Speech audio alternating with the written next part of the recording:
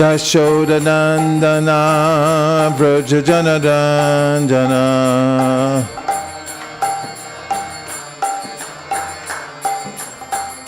Yashodanandana Vrajajanarandana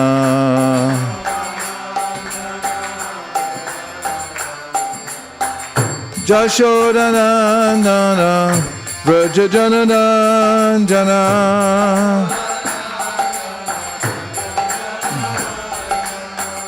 Yashodanandana Vrajajanarandana Jamunatira Banachari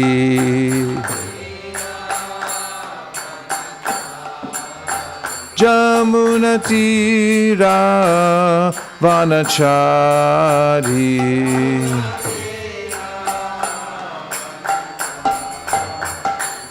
Jaya Radha Madhava Kunja Bihari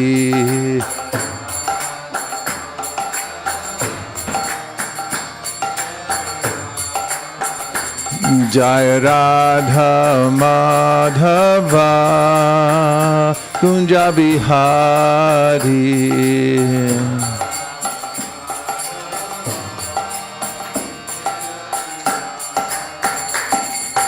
Gopijana Ballabha Girivaradhari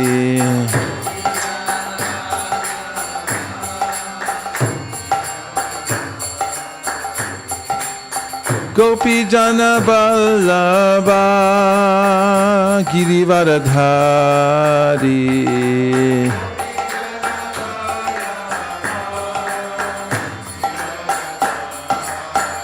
Yashodanandana Vrajajanarandana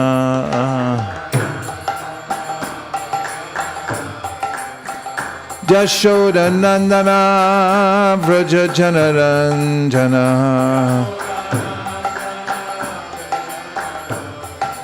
Yashodanandana Vrajajanarandana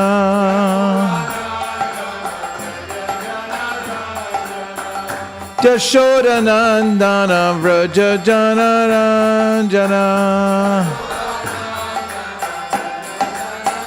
Junatira Vanachari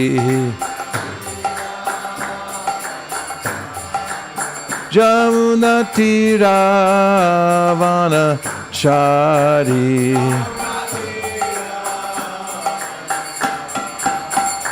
Jaya Radha Madhava Kunja Bihari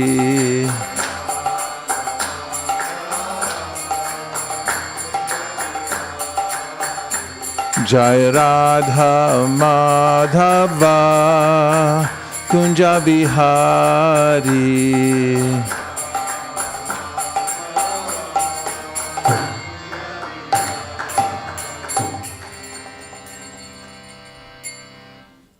Monisha, harmonium.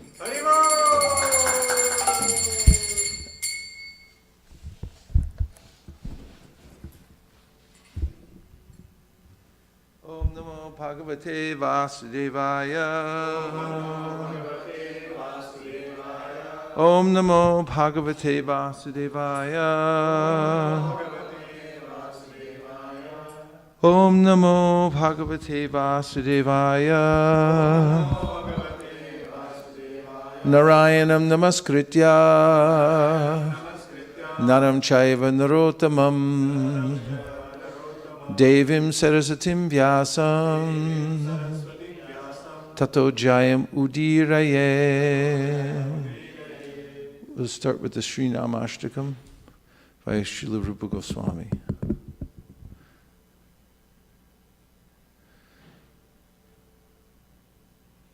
I'll say, please repeat. Nikila Shuti Mali Ratnamala Duti Nirajita Pada Pankajanta Aimukta koleru pasyamanam. Paritostvam harinama sankshayami. Someone please give Navina Prabhu the microphone. He'll read the English translations. That is, if he agrees to it. He agreed. Okay.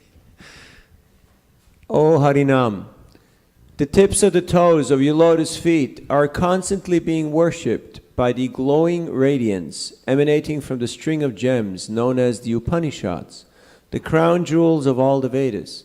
You are eternally adored by liberated souls like Narada and Shukadev. O Harinam, I take complete shelter of you. And now Davina will give just a little commentary on the first verse.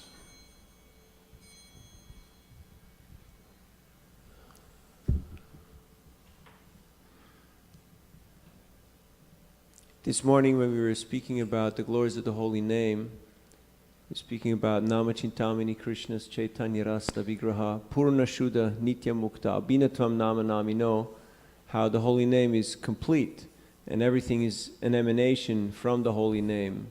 So it is a wonderful meditation how all the Vedic scriptures, including the Upanishads, are the glowing radiance. So it is all emanating from Krishna's holy name. All the Vedic wisdom is an expansion of the holy name. And Srila Prabhupada once mentioned that I've written these 80 books just to get you to chant Hare Krishna. So Krishna is being worshipped by the great sages and saints headed by Narad Muni and Shukadeva Goswami, who are the propounders of the Vedic philosophy. Thus, they are showing to us how chanting of Hare Krishna is the culmination, it is the quintessence of the Vedic wisdom. So if people want to say, we don't need books, we don't need philosophy, then we say, yes, if you're chanting Hare Krishna all day and all night, then that is true. For the rest of us, we are very much in need of the Vedic wisdom, which will gradually make us understand and appreciate Krishna's wonderful qualities and opulences. Another meditation is that the name is more merciful than the person, because Krishna is very difficult to achieve. He's quite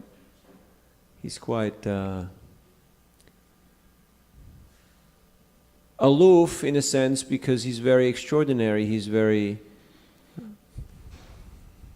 elevated, but he has made himself more accessible through his name. So these rays that are emanating in the form of Upanishads and other Vedic tenets, we can learn how to appreciate Krishna and his holy name by studying the Upanishads and by studying the Vedic literatures. So that is... Thank you very much. That was beautiful. Shraddha.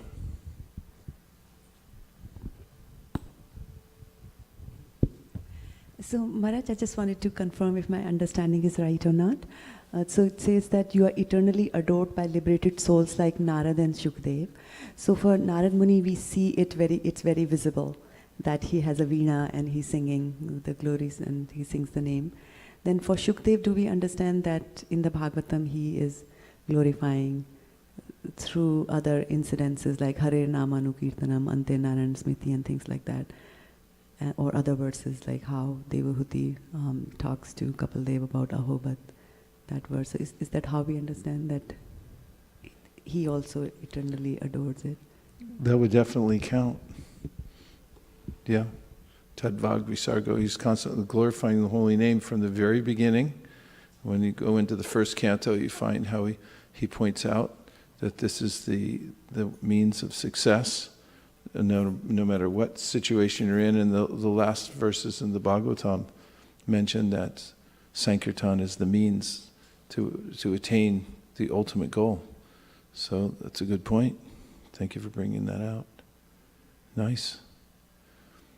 O Harinam, the tips of the toes of your lotus feet are constantly being worshipped by the glowing radiance emanating from the string of gems known as the Upanishads, crown jewel of the Vedas. I was thinking also of the fact that this verse comes from the Kali Santarana Upanishad. Sarvavedishu drishyate. So the whole mantra is mentioned there. And that is Sarvavedishu drishyate means that if you see through all the Vedas, it's actually pointing to the holy name as the essence of everything. Number 2. Jayanama Deya Muni Vrindagehe Janaranjanaya Paramakshaраkrite Tomanadarapi Managudiritam Nikilogratapa Patalim Valumpasi. Navina. O Harinama, all glories to you. Sung by all the sages, you are the supreme combination of syllables, and you bring transcendental bliss to everyone. If a person utters you but once, even disrespectfully, still you relieve his many extreme sufferings. Commentary.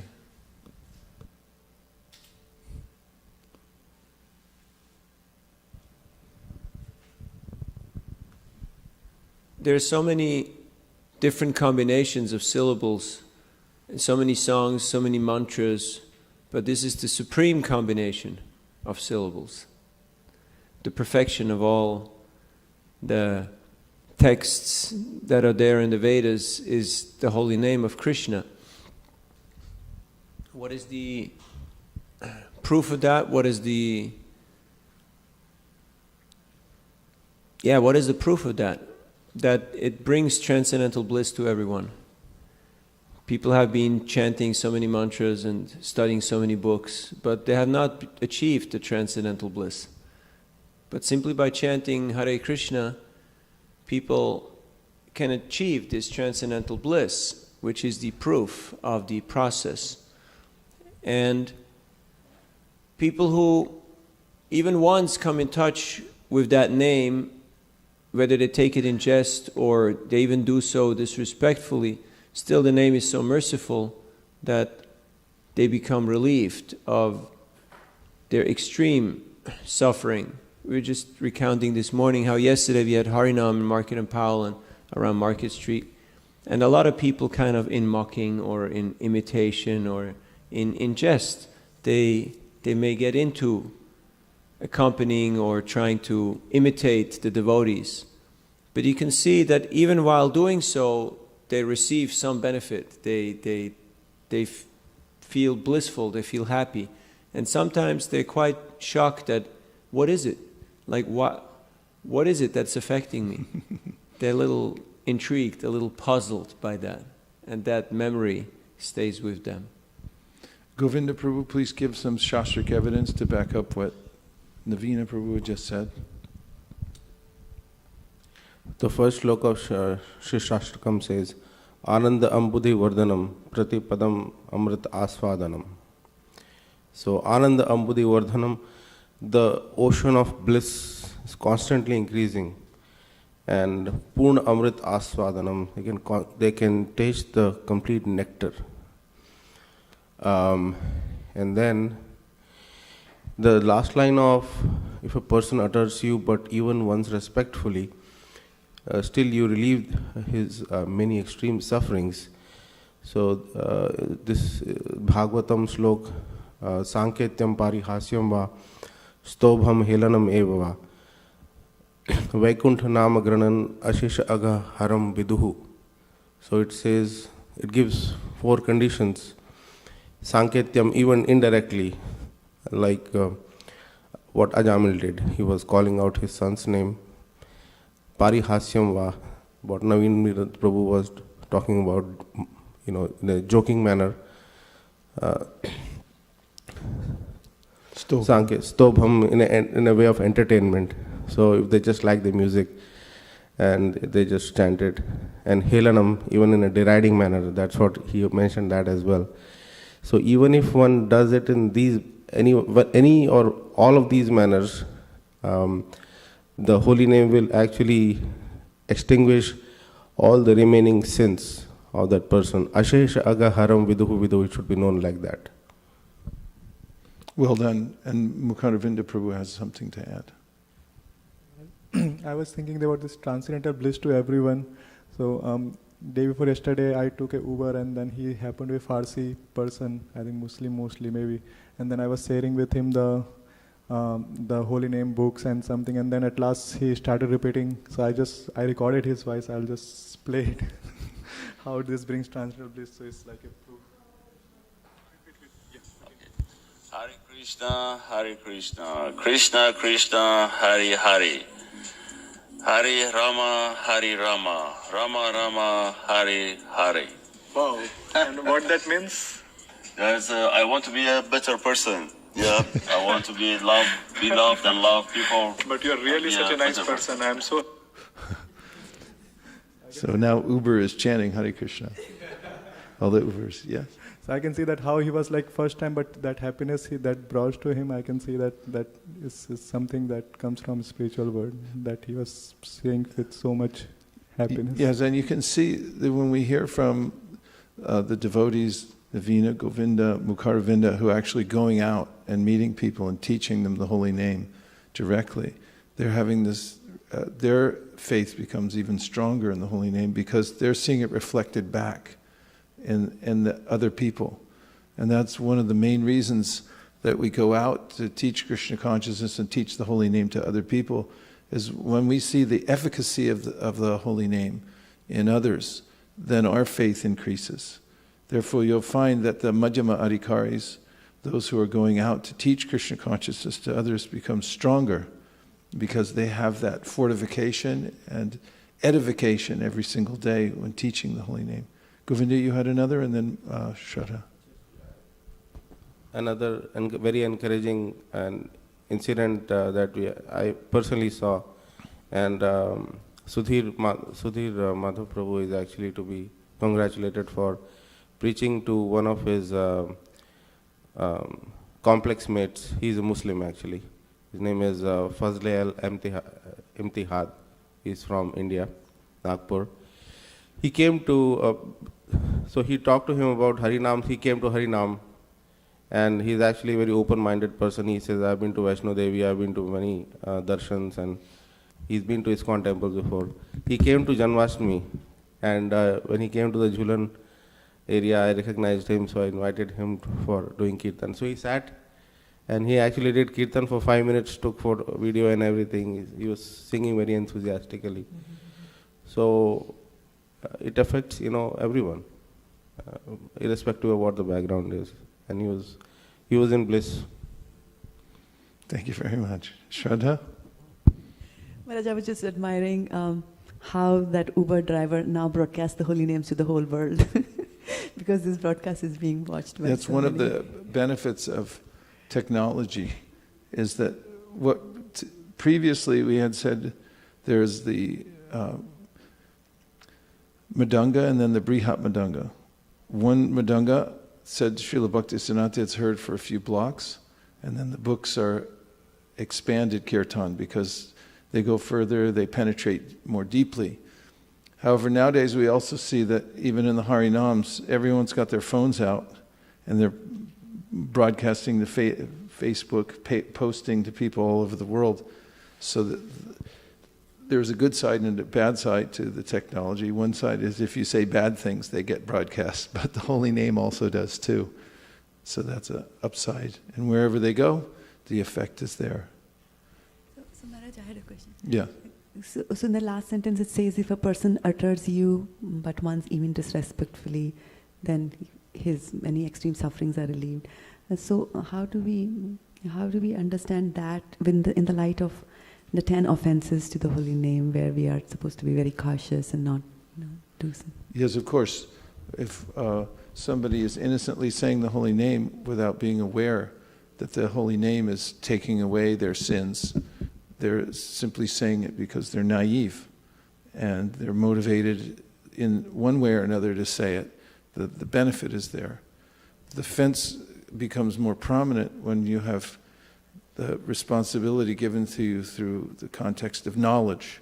Once you become aware of the efficacy of the holy name and you begin chanting, then if you purposefully or because of neglect violate these tenets, then you become, then there's some detrimental effect. Yes, Akurnath Prabhu.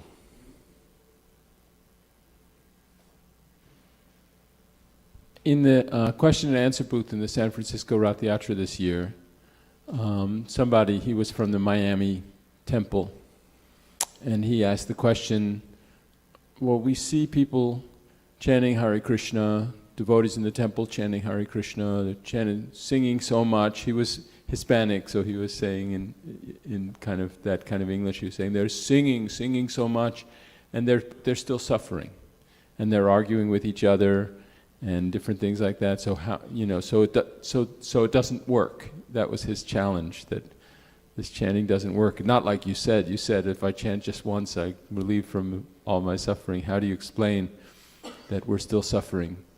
In the context of Ajamil, Ajamil is the classical case brought forward by Shukadeva Goswami, and that's a story that is well known to sadhus, that he received in a group, Sadhu Sangha, that he passed on to Parikshit Maharaj. And in the story of Ajamil, we see that Ajamil continued even to sin. Sin means suffering, because we suffer because of violating the natural laws. And therefore there's a reaction.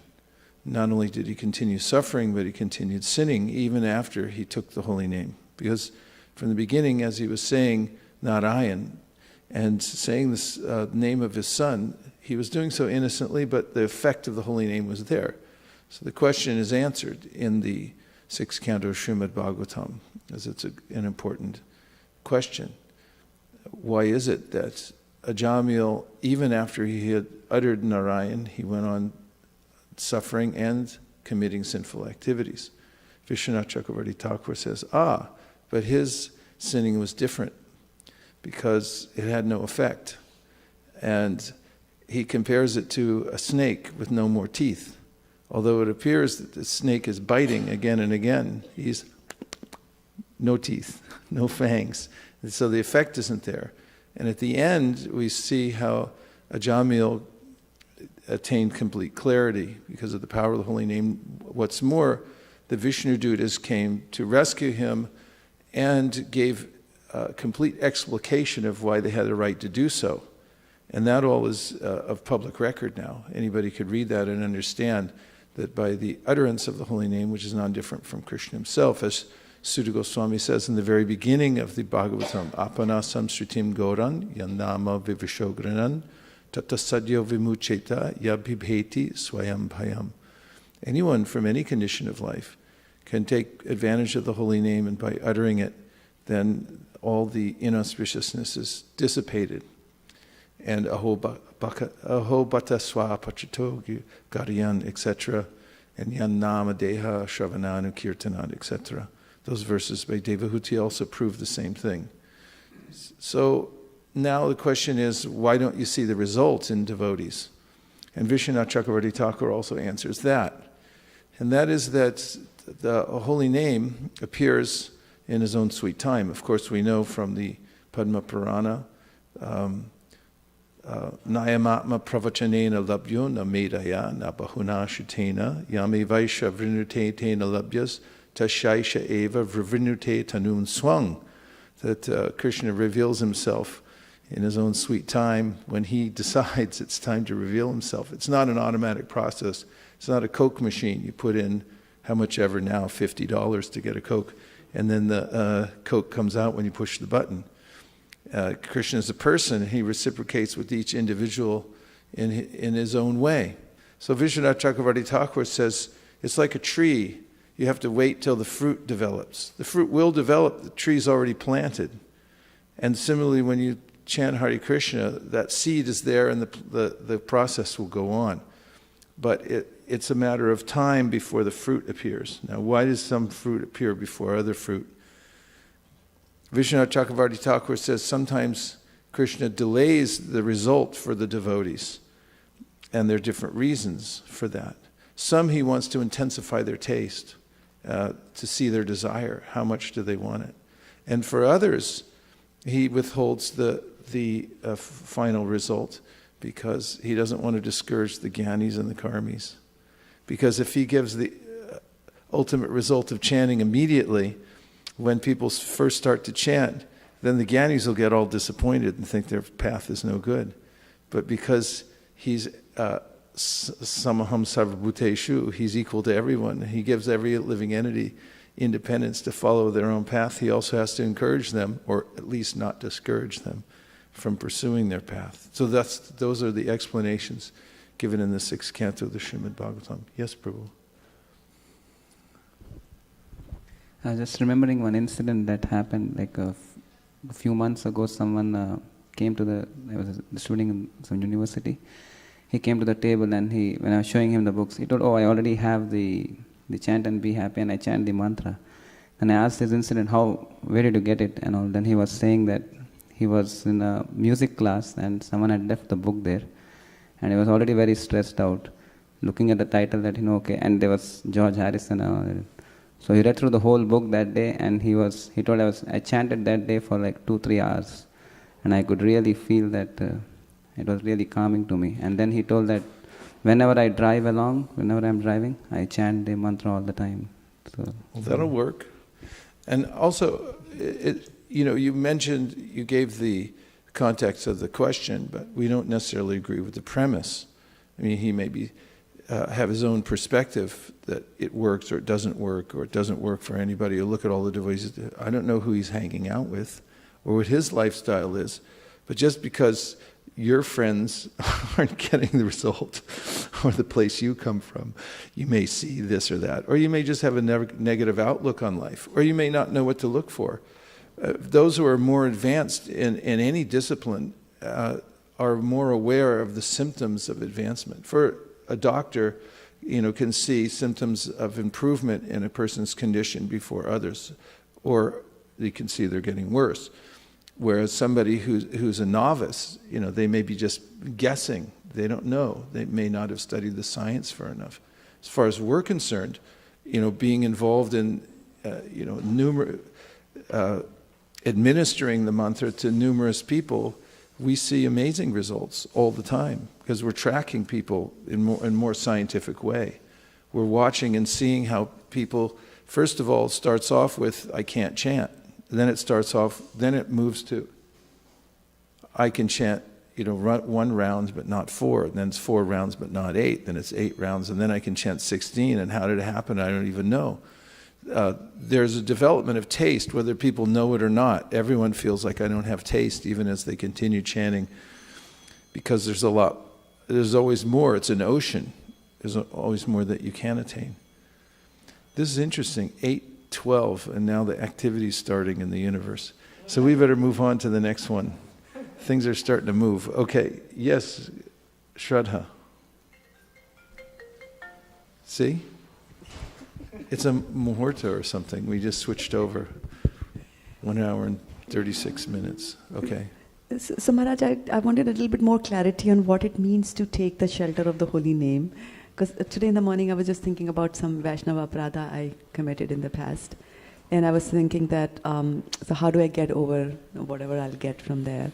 Like you can't do prayashchit, we have read about that. So ultimately, after thinking through various things that I could do, I just said, okay, I should take shelter of the holy name.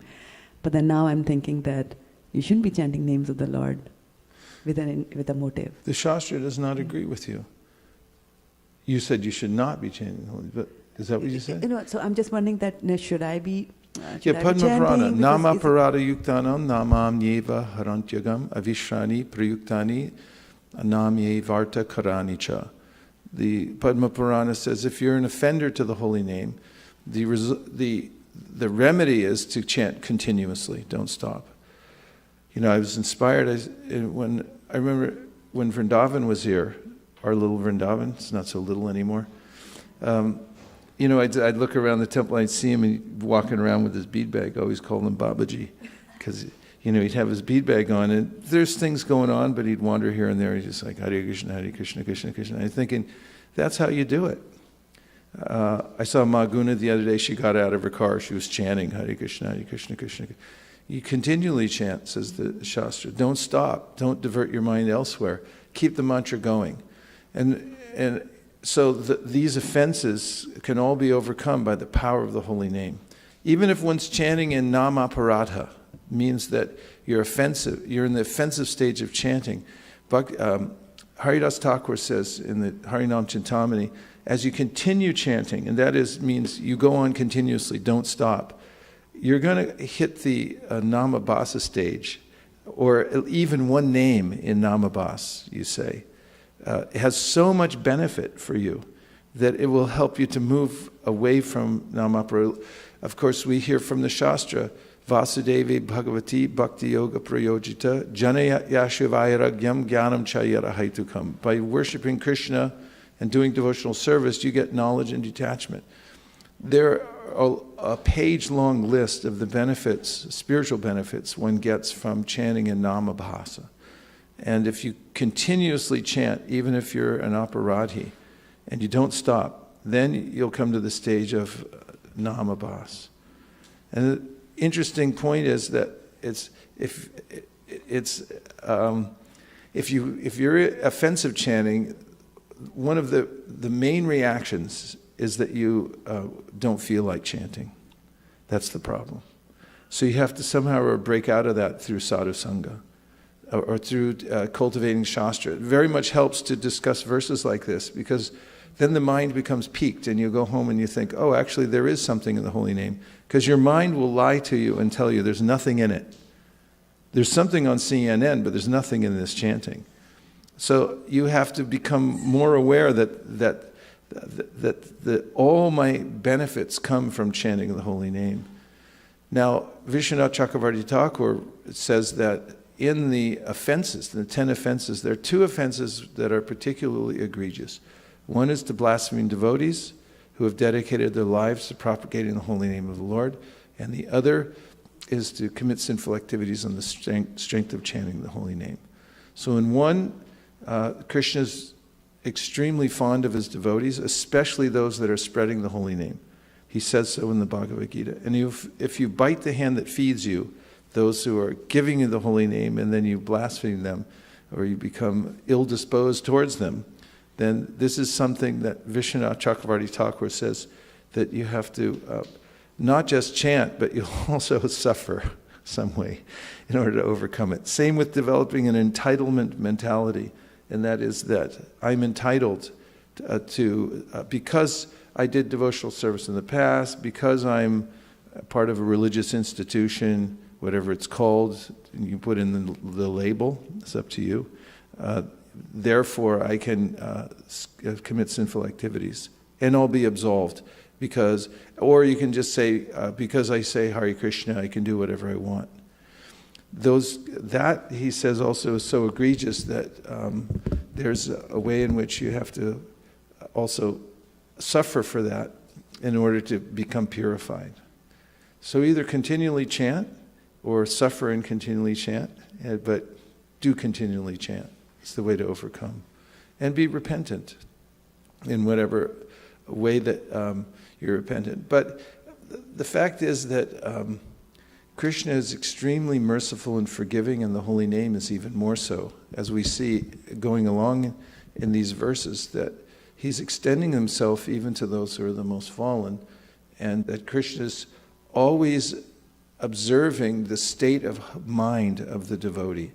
As we know from the verse, Sapada Mulam Bhajata Priyasya Taktanya Bhavasya Hari Pareshaha Vikarmayat Shot Patitam Katanchit Tunoti Sarvam Hridi Sanivishta. And that is that because Krishna has entered within the heart of the devotee, of course he's within everyone's heart, but he's especially attentive to the devotee's sincerity. And if a person who's engaged sincerely in devotional service has some misstep, if that person simply goes on with the practice of devotional service sincerely, and just don't look back, keep going and do your practice, then Krishna rectifies from within the heart. He makes everything whole again. Even in the most egregious kinds of transgressions, he's always there to help remedy the situation.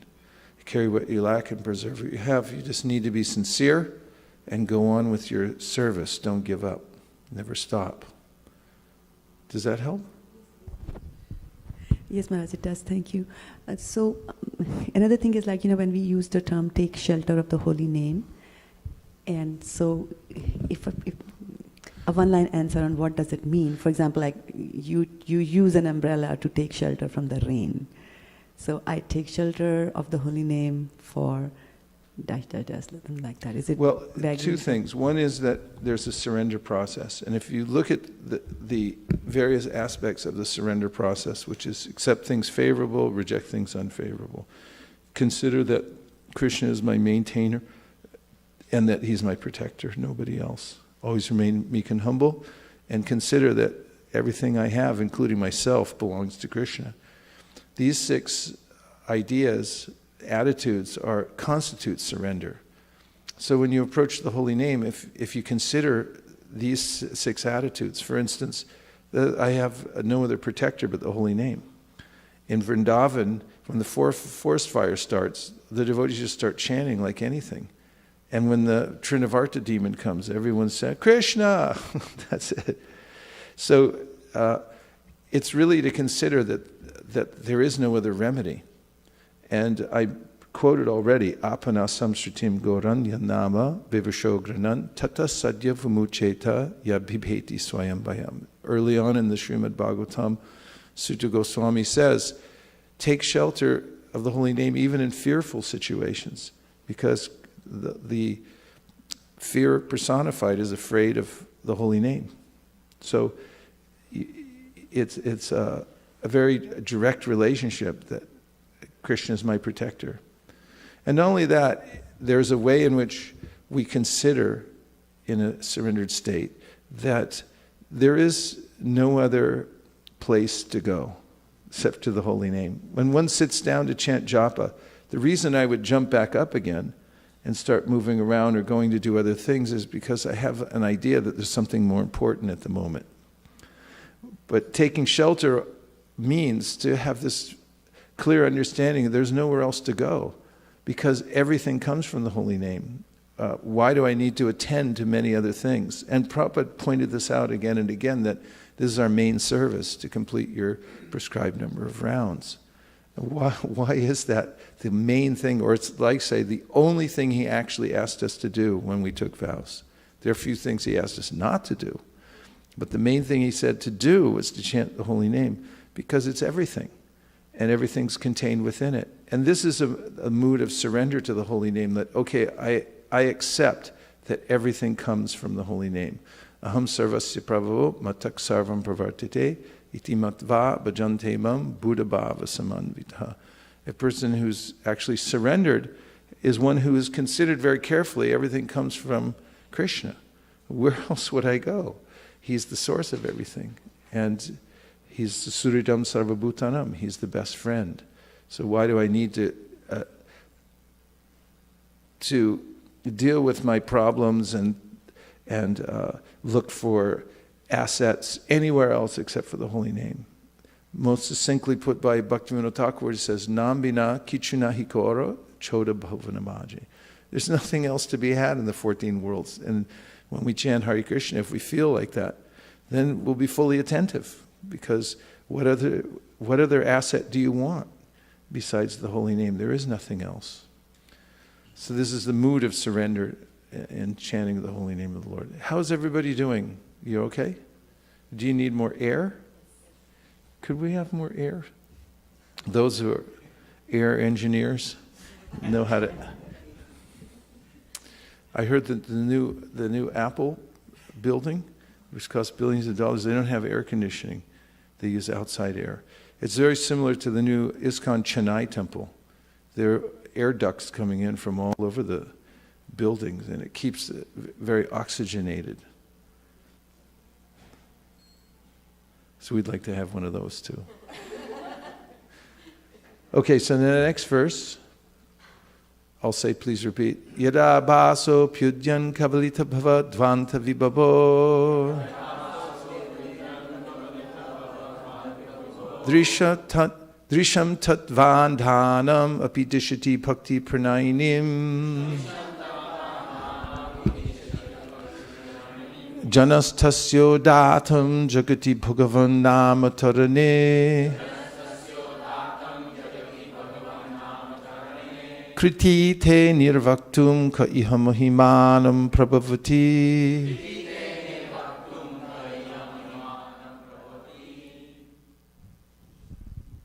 O Son of the Holy Name, even a dim glimmer of your splendor swallows the powerful darkness of materialistic life and gives those who are blind to the truth the vision to follow the path of pure devotional service. Who in this world, even if learned and pious, can fully describe your transcendental glory? Karunaprabhu, you give a commentary? Materialistic life is dark. The transcendental realm is described as self-illuminated.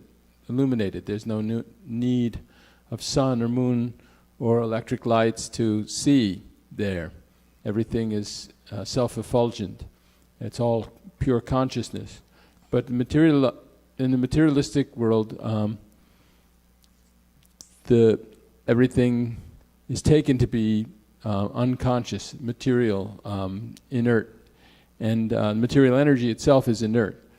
And so the holy name is being described as a sun which illuminates everything, just like light shines and we can see. Or someone was saying the other day in Vyas Puja how in the 13th chapter of Bhagavad Gita, Krishna says that the soul illuminates the body like the sun in the sky. Similarly, the holy name illuminates the universe with Krishna consciousness. And so we're basically blind. Om Jnana Timirandhasya Jnananjana Shalakaya. In material life, in material conditioned souls, we're actually blind to the truth. We don't understand God or our relationship with God, or even that we're spirit souls. We identify with the material body. But by chanting the holy name, we acquire the vision to see things properly as they are, tatvenatas. And then we can actually practice devotional service and glorify Krishna correctly. But even if we're learned and pious, the holy name is so glorious that even like Lord Anantadev with his thousands of mouths can't actually describe all the glories of Krishna, and the holy name is Krishna. And so Rupa Goswami is saying here that the holy name is so glorious that nobody can fully, properly glorify it. Thank you very much. Next verse. Yad Brahma Sakshat Kriti Nishchayapi Vidasham Ayati Vinana Bhogai Apaiti Namas Purarina Tate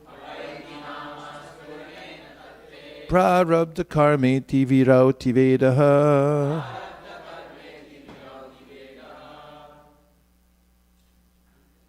Okay. O holy name, the Vedas declare that meditation on the impersonal Brahman cannot bring freedom from karmic reactions, that they must be enjoyed or suffered, but that when you manifest in one's consciousness, all karma at once disappears. Navina, commentary, please.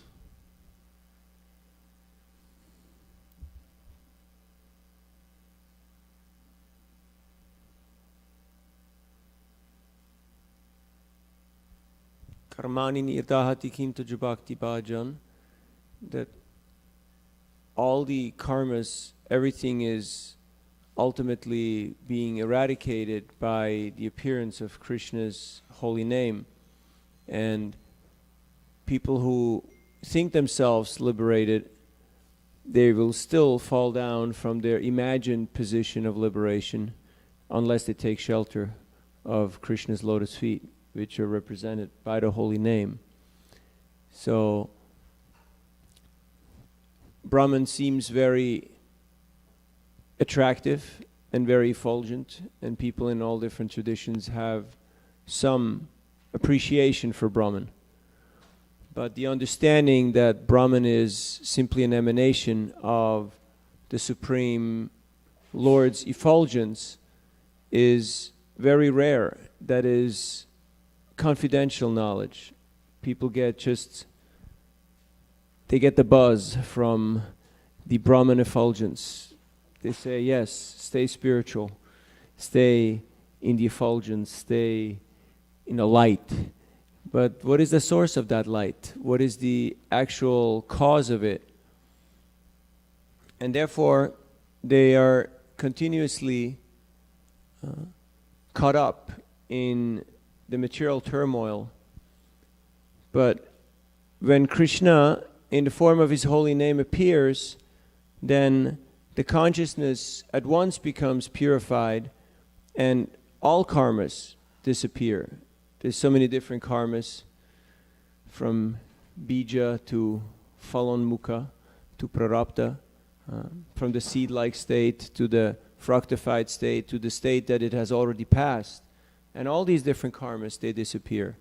Now someone might ask you, well, doesn't that mean you start chanting Hare Krishna and everyone just drops dead? No, because Krishna is keeping his devotees here in this world, as you have mentioned, to spread the holy name and also to give example to others on how to lead a life in this world. Otherwise, if one would be at once liberated, then it would be pretty thin here in the temple room. And the reputation would also not be the greatest. So it is being gradually perceived, even though it happens at once, that the karma is eradicated. But as the fan has been pulled, still there is some seeming movements of the fan moving, but there is no new power or thrust put into it, so to speak. Thank you very much. Next verse. Agadamana Yashodanandanao Nandasuno Kamala Nayana Gopi Chandra Vrindavanindra Pranata Karuna Krishna Ityaneka Swarupe Tvai Mamarati Ruchar Vardatam Namatheya. Karuna Prabhu.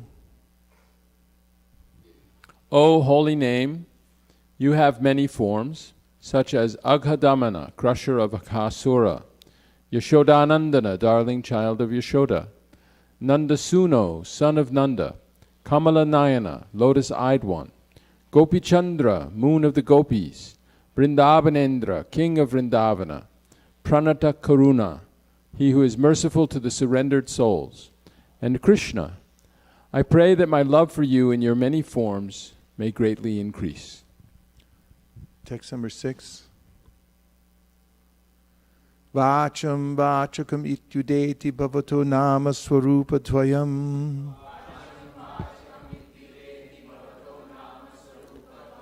Purvasmat parameva hanta karunam chatrapi jani mahe.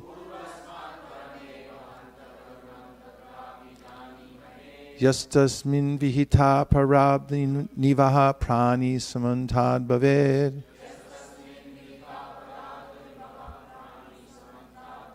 Astye nedam upasya supihi sadanandam buddhau mujjiti.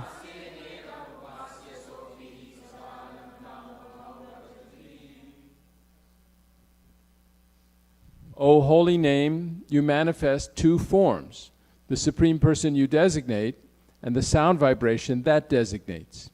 We know that the second form is more merciful than the first, because even if a person offends your first form in many ways, you plunge him into an ocean of transcendental bliss if he serves your second form with his voice.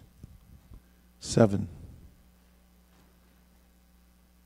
Sudita Shita Janarti Rashaye Suditashita Janardi Rashaye Ramya Chit Ghana Sukha Sorupine Nama Gokula Mohotsavayate Krishna Purna Vapushe Namo Namaha.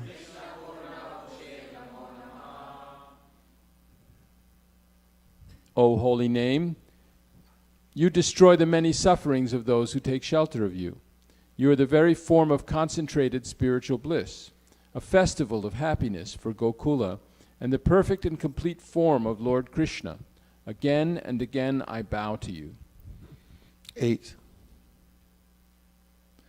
Narda Vinoj Jivana Sudhormi Nirasa Madhuri Pura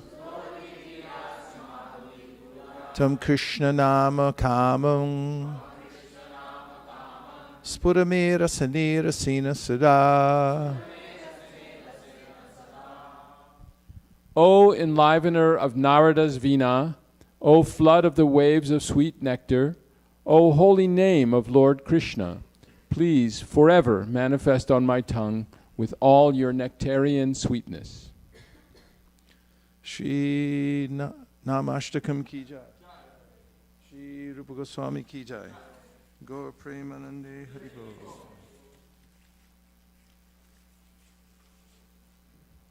Om Jnana Timirandasya Jnananjana Shalakaya Chakshurun Miditam Dena Tasmai Shri Gurave Namaha. Jai Shri Krishna Chaitanya Prabhu Nityananda Shri Advaita Gadadhara Shivasari Gaura Bhakta Vrinda. Hare Krishna Krishna Krishna Hare Hare Hare Rama Rama Rama Hare Hare. And I'm going to read an offering from the Sri Vyas Puja book by His Holiness Keshava Bharati Das Goswami. This is entitled Letting Srila Prabhupada Speak for Himself, Part 2. Nama Om Vishnupadaya Krishna Preshtaya Bhutale Srimate Bhaktivedanta Swami Iti Namine Namaste Saraswate Deve Gauravani Pracharine Nirvishesha Shunyavadi Paschatya Deshatarine. My dearest Srila Prabhupada, please accept my prostrated obeisances in the dust of your lotus feet. All glories to you and your spiritually refreshing transcendental books, which are sowing seeds of pure devotion, bhakti, in the hearts of conditioned souls throughout a world suffering from the pangs of humanity's degraded moral and spiritual values. Your books also nourish those seeds in the hearts of sincere souls who read them, especially those who drink the nectarian sound of your writings through their ears. Srila Prabhupada, your purports repeatedly remind us of the marvelous effects of hearing about the absolute truth.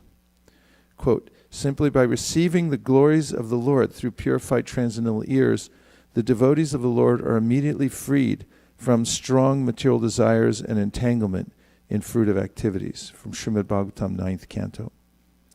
Quote, a person trying to be perfectly Krishna conscious by hearing the words of Krishna from Srimad Bhagavatam or Bhagavad Gita certainly has all the dirty things cleansed from the core of his heart. From Bhagavatam 9th Canto.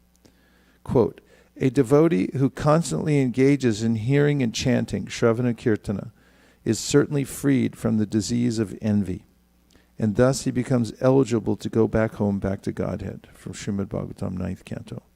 Continuing, Srila Prabhupada, my offering this year is a sequel to last year's, which was written in Dallas as I was convalescing from an undiagnosed fever. As I mentioned in that offering, I felt so weakened from that fever that I took a break from writing to do my daily reading of your books. In that reading, you warned me that one should be very careful of relapse from fever if one is still in the convalescent stage. Having no idea at that time how serious the fever was, I must not have been careful enough because 3 days after submitting my offering, I had a relapse that became a fever so extreme that it nearly took my life. In fact, after I was moved to Houston from Dallas, Dr. Guru Bhakti later called a doctor in the UK and found out that the fever had been diagnosed as typhoid 2 weeks after I had been released from the hospital there and had flown to Dallas. Just after I arrived in Houston, my health deteriorated to its lowest ebb. The first blood test showed very little water in my blood. How that manifested itself physically and mentally was that my senses could not connect very well to the environment around me, and I became so weak that I could barely function. But by your grace, Srila Prabhupada, from years of practice, I had developed the habit of reading your books out loud every day. Thus I was able to continue to chant my rounds and read for at least an hour out loud every day throughout that dangerous ordeal. No one's cutting down our trees, are they? I wonder what that buzzing is. One evening, during the peak of my health crisis, as I was preparing to read Chaitanya Charitamrita, Antya Lila, I suddenly felt that I possessed nothing in this world. This consciousness was forced on me by my physical condition. It was not a result of spiritual contemplation or qualification on my part. Nonetheless, the effect was there. And as I started to read out loud as best I could, the quality of the sound was different than usual. The words were the same, but somehow what I heard was more than I'd ever heard before. Suddenly I was understanding more than I had ever understood before. And the taste of Lord Chaitanya's pastimes was sweeter than ever before. Then, to my amazement, all at once my misery disappeared. I was no longer suffering. I had been writing year after year about how important it is to read your books every day, especially out loud. I had also been stressing the number of pages to read that would allow one to finish the entire Srimad Bhagavatam in just 1 year to get a continuity on the subject. But I had never paid enough attention to the quality of hearing and how important it is. Srila Prabhupada, the effect of submissively hearing the Supreme Lord's pastimes is confirmed throughout Srimad Bhagavatam and Sri Chaitanya Charitamrita. For example, quote, the author requests every reader to hear these talks with faith and without argument. By studying them in this way, one will be able to understand the confidential truth from the Sri Chaitanya Mahaprabhu, Chaitanya Charitamrita. Anyone who desires to cross over the ocean of nescience, please hear with great faith the life and characteristics of Sri Chaitanya Mahaprabhu. Another quote, just try to hear these topics with faith, for there is great pleasure even in hearing them. That hearing will destroy all miseries pertaining to the body, mind, and other living entities, and the unhappiness of false arguments as well. Sri Chaitanya Charitamrita is ever increasingly fresh. For one who hears it again and again, the heart and ear become pacified. That was from the Chaitanya Charitamrita Antya Lila. Continuing, I was forced by circumstances to hear submissively, Srila Prabhupada. I can't honestly say that I was able to maintain the degree of freedom from misery I experienced that night, but the incident did greatly increase my already strong faith in hearing your books.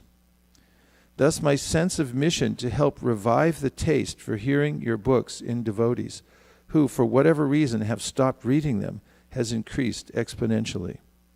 And my faith in reading them to newcomers as the best way to give them a taste of Krishna consciousness has become fixed.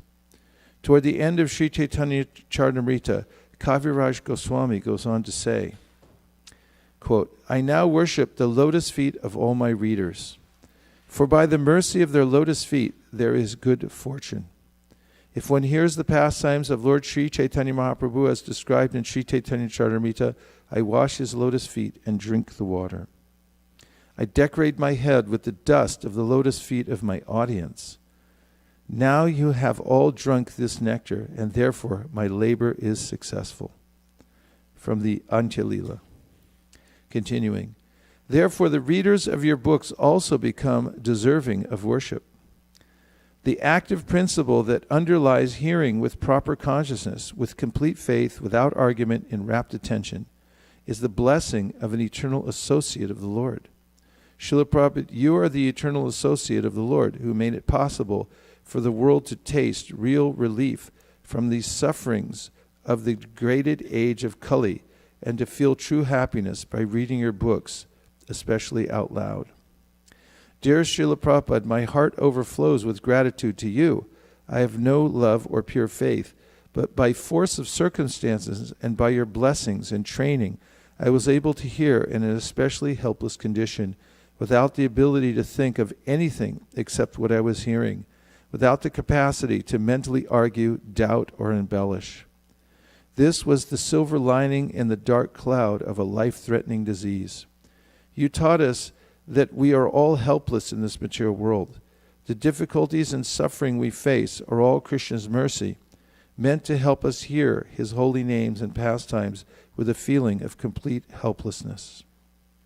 Whatever our social position, whatever our level of realization, whatever our service, however busy we may be, we must all find time every day to hear the teachings and pastimes of Bhagavad Gita as it is, Srimad Bhagavatam, and Sri Chaitanya Charitamrita. After this near-death experience of mine increased my conviction that if we systematically hear from cover to cover the main books you gave us again and again for the rest of our lives, along with following the regulative principles strictly, chanting daily at least 16 rounds of the Hare Krishna Mahamantra while trying to avoid offenses, and distributing these jewels of wisdom to others less fortunate than ourselves, we will gradually become eligible to enter the pastimes of the Lord. Your translations and purports are transcendental, Srila Prabhupada. Hearing them sincerely is as good as hearing the original Sanskrit. There is no other explanation for how Krishna consciousness has spread across the globe in these degrading times. As you repeatedly tell us, quote, it is not that because one has once finished the Bhagavad Gita, he should not hear it again. The word abhikshnam is very important. We should hear again and again. There's no question of stopping. Even if one has read these topics many times, you should go on reading again and again. Bhagavad Gita. The words spoken by Krishna and spoken by Krishna devotees about Krishna are amritam, nectar. The more one drinks this amritam, the more he advances in his eternal life. Quote from Srimad Bhagavatam Purport, 7th Canto. Continued quote, in the Shastras, the Puranas, and the other Vedic literatures, there are so many narrations describing the transcendental activities of the Supreme Personality of Godhead, and everyone should hear them again and again. Even if we read, for example, even if we read the entire Bhagavad Gita every day, all 18 chapters, in each reading we shall find new explanation. That is the nature of transcendental literature. That's from a Srimad Bhagavatam Purport in the 7th Canto. Keshava Bharti Maharaj interjects, and what will happen if we stop hearing and studying your books? The following two are quotes from Prabhupada's Srimad Bhagavatam and Chaitanya Charitamrita. First, during the rainy season, the roads not being cleansed became covered with the grass and debris that were thus difficult to make out. Starting over. During the rainy season, the roads not being cleansed became covered with grass and debris and were thus difficult to make out. These roads were like religious scriptures that brahmanas no longer study and that thus become corrupted and covered over with the passage of time. Second quote, all the devotees connected with the Krishna consciousness movement must read all the books that have been translated, the Chaitanya Charitamrita, Srimad Bhagavatam, Bhagavad Gita, and others. Otherwise, after some time, they will simply eat, sleep, and fall down from their position.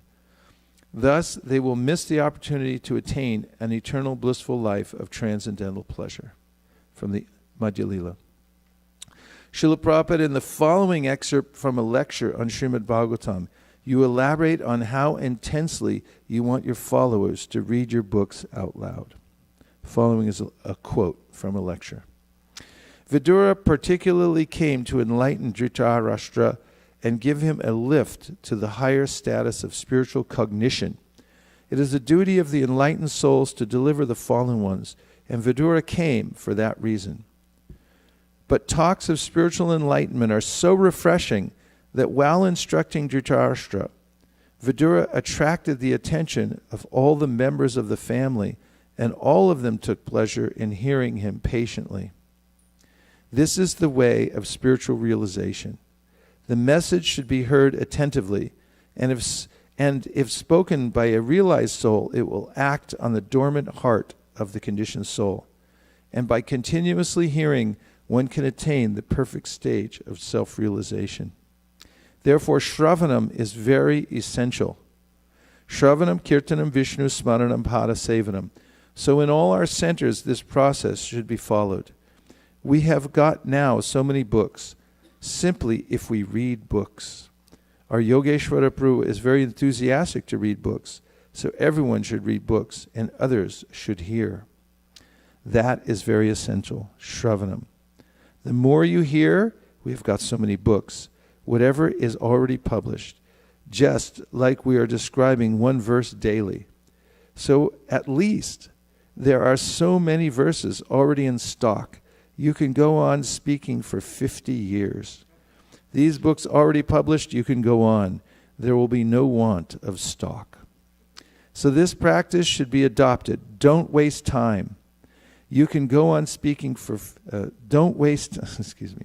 So this practice should be adopted. Don't waste time. As much as possible, try to hear about this transcendental subject matter, Bhagavatam. Yad Vaishnavanam Priyam. It is stated that the Srimad Bhagavatam is very, very dear to the Vaishnavas, to the devotees. In Vrindavan, you will find they're always reading Srimad Bhagavatam. That is their life and soul. So now we have got already 6 volumes. And further, how many? 8 volumes are coming? So you will have enough stock. You should read Shravanam, Kirtanam, Vishnu. That is the main business. That is pure devotional service. Because we cannot devote 24 hours in hearing and chanting. Therefore, we have extended our activities, program activities, in so many ways. Otherwise, Srimad Bhagavatam is so nice. If you practice anywhere, any condition, simply by reading Srimad Bhagavatam, you will be happy. So adopt this practice and make your spiritual life perfect more and more. Thank you very much. Lecture on Srimad Bhagavatam, 1:13, 12-14, Geneva, 3rd June, 1974. Keshav Bharati Maharaj continues. In your 1975 visit to Perth, Srila Prabhupada, a situation arose that compelled you to correct your devotees' thinking. Kurma Prabhu described what happened next in his book, The Great Transcendental Adventure. Prabhupada's chastisement went on for some minutes more. Then he suggested that someone bring a book and begin reading. As the devotees read aloud, they felt their ignorance dissipate. It was as if a heavy curtain was being lifted. Prabhupada, the transcendental physician, had once again supplied the medicine, hearing and chanting about the glories of Lord Sri Krishna to wipe out the disease of ignorance. The afternoon thus ended on a pleasant note, with an inspiring question and answer session before Prabhupada spoke to his scheduled guest, a young Indian boy. In your purport to the verses in which Prahlad Maharaj describes the 9 processes of devotional service, you analyze each one individually. In the first paragraph of the section explaining the process of hearing, you write, Shravanam, hearing the holy name of the Lord, Shravanam, is the beginning of devotional service. Although any one of the 9 processes is sufficient, in chronological order, the hearing of the holy name of the Lord is the beginning. Indeed, it is essential. And in the second paragraph of that same section, you write, hearing from the text of Srimad Bhagavatam is considered the most important process of hearing. Srimad Bhagavatam is full of transcendental chanting of the holy name, and therefore the chanting and hearing of Srimad Bhagavatam are transcendentally full of mellows. In Srimad Bhagavatam, great devotees like Shukadeva Goswami have specifically described Lord Krishna's holy name, form, and qualities. Unless one hears about the holy name, form, and qualities of the Lord, one cannot clearly understand the other processes of devotional service. In another purport, you state, hearing about the activities of Krishna is the beginning of purified life, Punya Shravana Kirtana, and simply by hearing and chanting, one becomes purified. Therefore, in discharging devotional service, Shravana Kirtana, hearing chanting, is most important. Then with purified senses, one begins to render service to the Lord. Hrishikesha Sevanam Bhakti Ruchite. This is called bhakti. That was from the 10th canto, 6th chapter. In this way, Srila Prabhupada, on practically every page of your Bhaktivedanta purports, you enlighten us about the importance of hearing your books along with the chanting of the holy names of the Lord. You insist that they are both kirtan.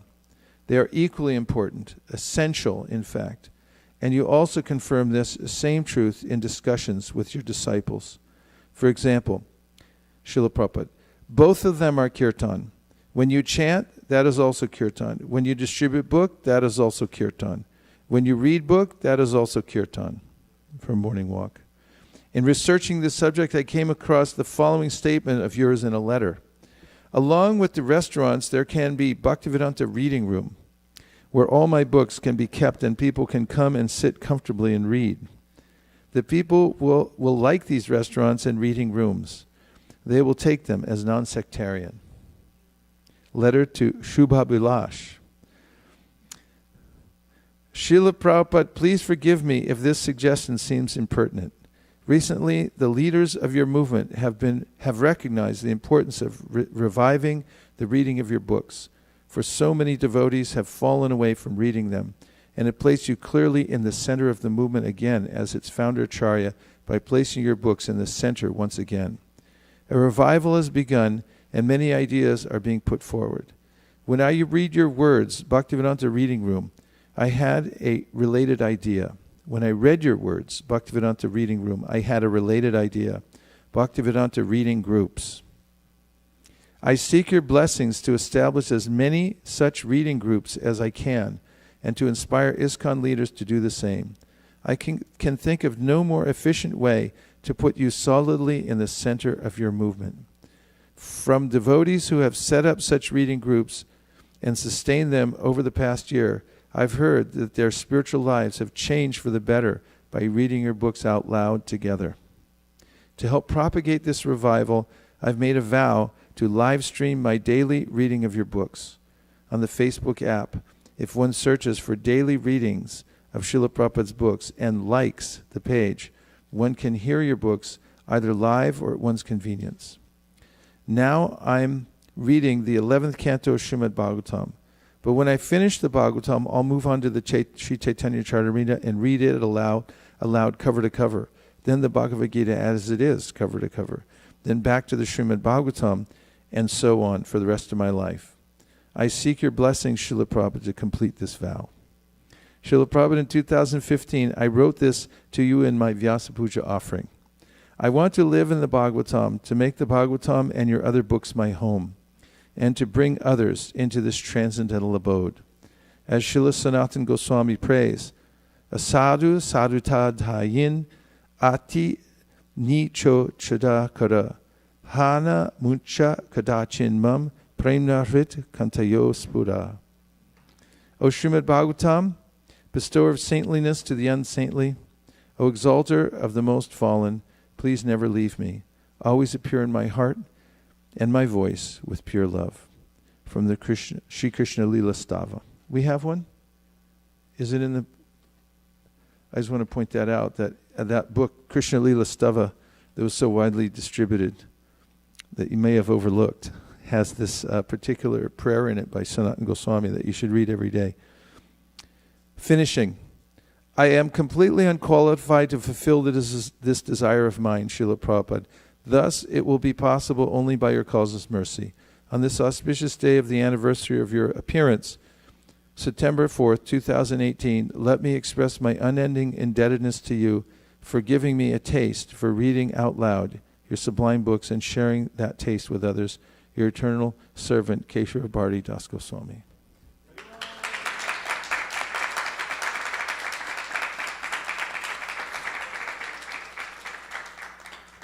Navina, you liked it? Kanka? Jagarini? Okay. So, we're approaching Sri Radhashtami, and when we're coming to holy days,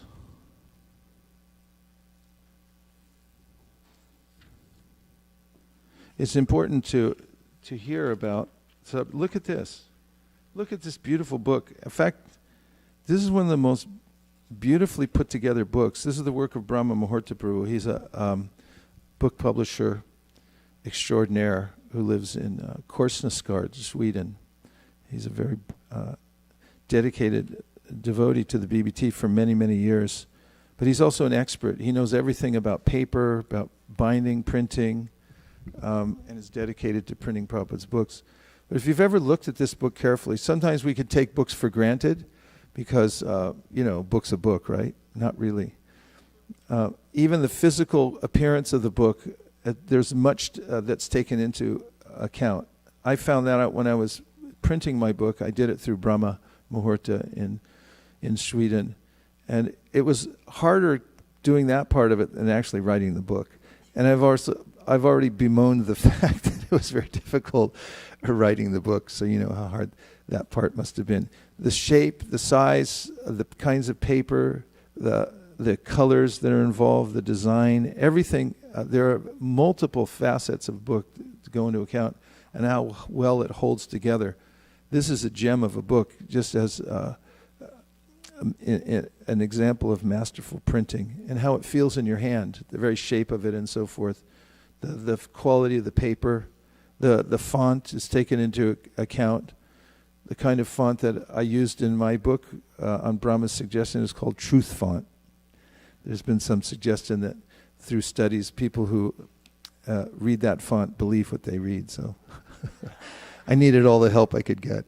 So this particular book is a summation of all of by Srila Sanatana Goswami of Lord Krishna's pastimes. And at the end of this book, everyone has one of these, don't they? Because we distributed the mass quantity to all the devotees. They came out as gifts in many ways. Yes, Kanka? Kanka didn't get a book. Somebody better give Kanka. I'd like to give Kanka a book. Do we have another book? I'm not taking someone else's here. Personally, please. So you'll find on page 296 of this Krishna Lila Stava, the Srimad Bhagavatam Mahima Stotram. And these are the few short verses that Srila Sanatana Goswami wrote, glorifying the Srimad Bhagavatam. And I highly recommend you introduce this into your practice. Say these verses before you begin to read your Srimad Bhagavatam every day, which you are all doing. Say yes. Thank you. And if you weren't before, after you heard Keshur Bharti Maharaj's offering, you will now. Sarva Shastradhi Piyusha Sarva Vedaika Satpala Sarva Siddhantara Nadya Sarva Lokaika Drikprada. O nectar from the ocean of all scriptures, singular fruit of all the Vedas, rich mine of the precious gems of all conclusive truths, you are the only giver of sight to all the worlds. Sarva Bhagavata Prana Srimad Bhagavata Prabho Kali Dvanto Tita Ditya Shri Krishna Parivartita. O life air of all of the Supreme Lord's devotees, O Master Srimad Bhagavatam, you are the sun risen in the darkness of Kali. You are the exact image of Shri Krishna. Paramananda Pataya Prema Varsha Sharayate Sarvada Sarva Sevyaya Shri Krishnaya Namo Namaste Shri Krishnaya Namostume. I bow down to you who are supremely blissful to read. Your every syllable pours down a flood of prema. You can always be served by everyone. You are Shri Krishna himself. Mad eka bandho mat sangin, mad guru man mahadhana, man nishtaraka mad bhagya, mad ananda namostute. My only friend, my constant companion, my spiritual master, my great wealth, my savior, my good fortune, my source of ecstasy, I bow down to you. Asadu saduta dayin ati nicho chadakara hana muncha kadachin mam premna hrit katayo spura. O bestower of saintliness to the unsaintly, O exalter of the most fallen, please never leave me. Always appear in my heart and my voice with pure love. So these several verses appear in this beautiful book, the Sri Krishna Lila Stava.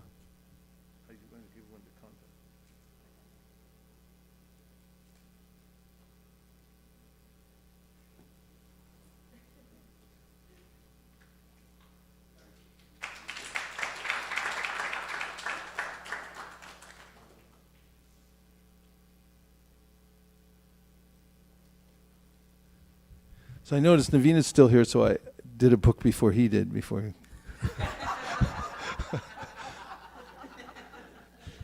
Not that I could ever catch up, but one can always hope. Also, I mentioned that the Srimad Bhagavatam, we're counting down the days. How many days? Until the 24th. There's 16 days until the appearance of the Bhadra Purnima. On this day, the Purnima, in this month, when one gives away a set of Srimad Bhagavatams on a golden throne, one gets the great gift of attaining this supreme destination. That means going back home, back to Godhead. So we recommend that you think of people that don't have a set of Srimad Bhagavatam, or that do, that need another one, or a library, or some place. But take advantage of this fact that by giving away a set of Srimad Bhagavatams on this day, that the benediction is there in the Shastra, that you go home back to Godhead. The verse is in the Srimad Bhagavatam, 12th canto, 13th chapter, 13th verse. And I'll just read it to you.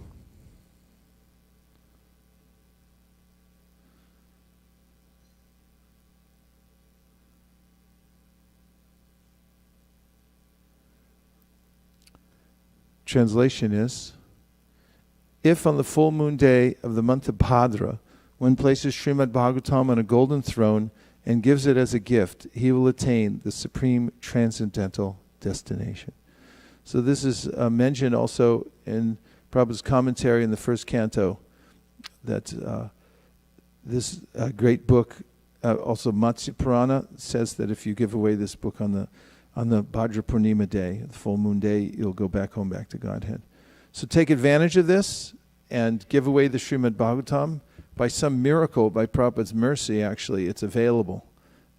Otherwise, and this was his idea also, to bring the Bhagavatam to the world. And he not only painstakingly translated it and commentated on the Bhagavatam, made it available, he also asked his disciples to continue the translation and commentary, which they did. And we have the full 12 cantos.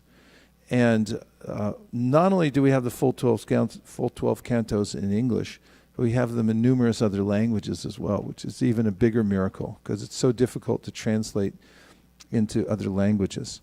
So whatever a part of the world you're thinking of, or if you can think of some noteworthy person who should have a full set of Srimad Bhagavatams, this is the time. And the $250 that it costs, or $300 with the throne, that it costs to donate this to somebody, is $300 that I guarantee you're going to lose somehow anyway. Somebody will take it from you if you don't give it away. It'll be gone. You'll be obligated, and you'll go, I should have gave it on the Bhadra Purnima instead, because then you don't get any credit. But you get full credit, so much credit that it's unbelievable. You go back home, back to Godhead. So anybody who's listening in, you can contact us through our website. We'll arrange for you to get a set of Bhagavatams or more. And, there's no limitation. You can donate 2. You can donate 200. And if you don't know who to give them to, we have good ideas. So if you donate and designate that you want your name read on Bhadra Purnima as the donator of a set of Srimad Bhagavatams, send us the money and we will do it for you, because that's what we do here at ISV. All our activities are concentrated here at ISV on distributing Krishna conscious literatures. I stole that line out of Prabhupada's purport. That's what he says in his Srimad Bhagavatam purport, is the purpose of ISKCON. Yes, Akaruna Prabhu.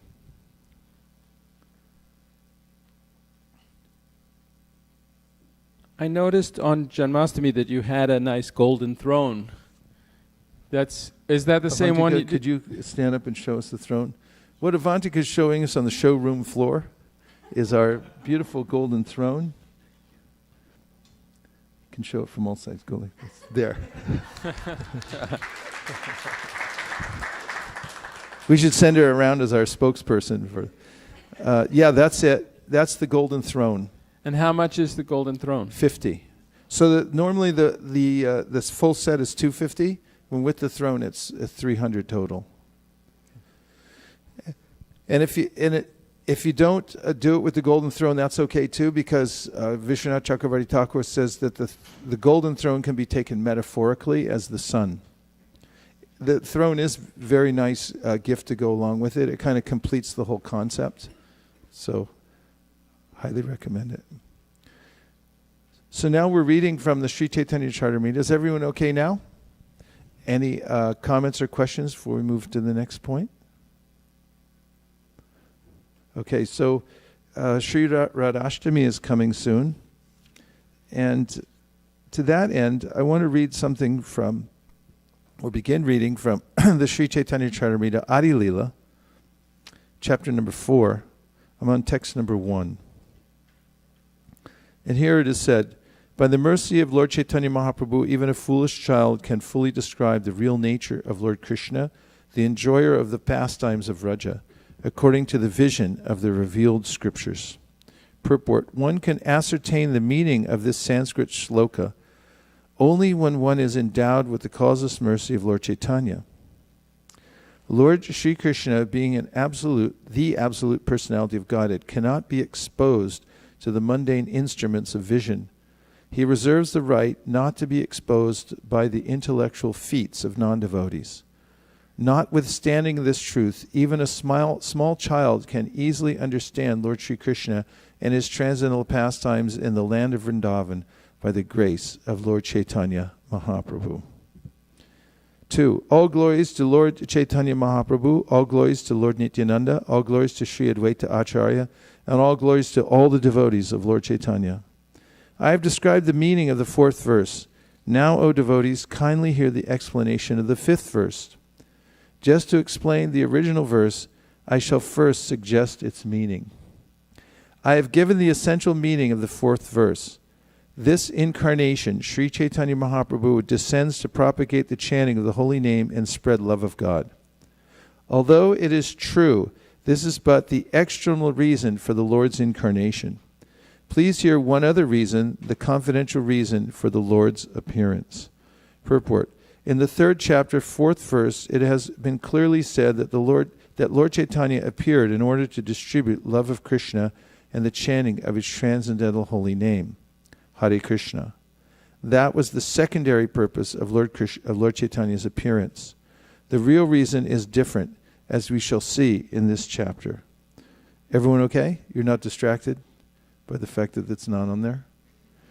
And by the way, it's not always absolutely necessary to follow the text with your eyes. You can also just listen.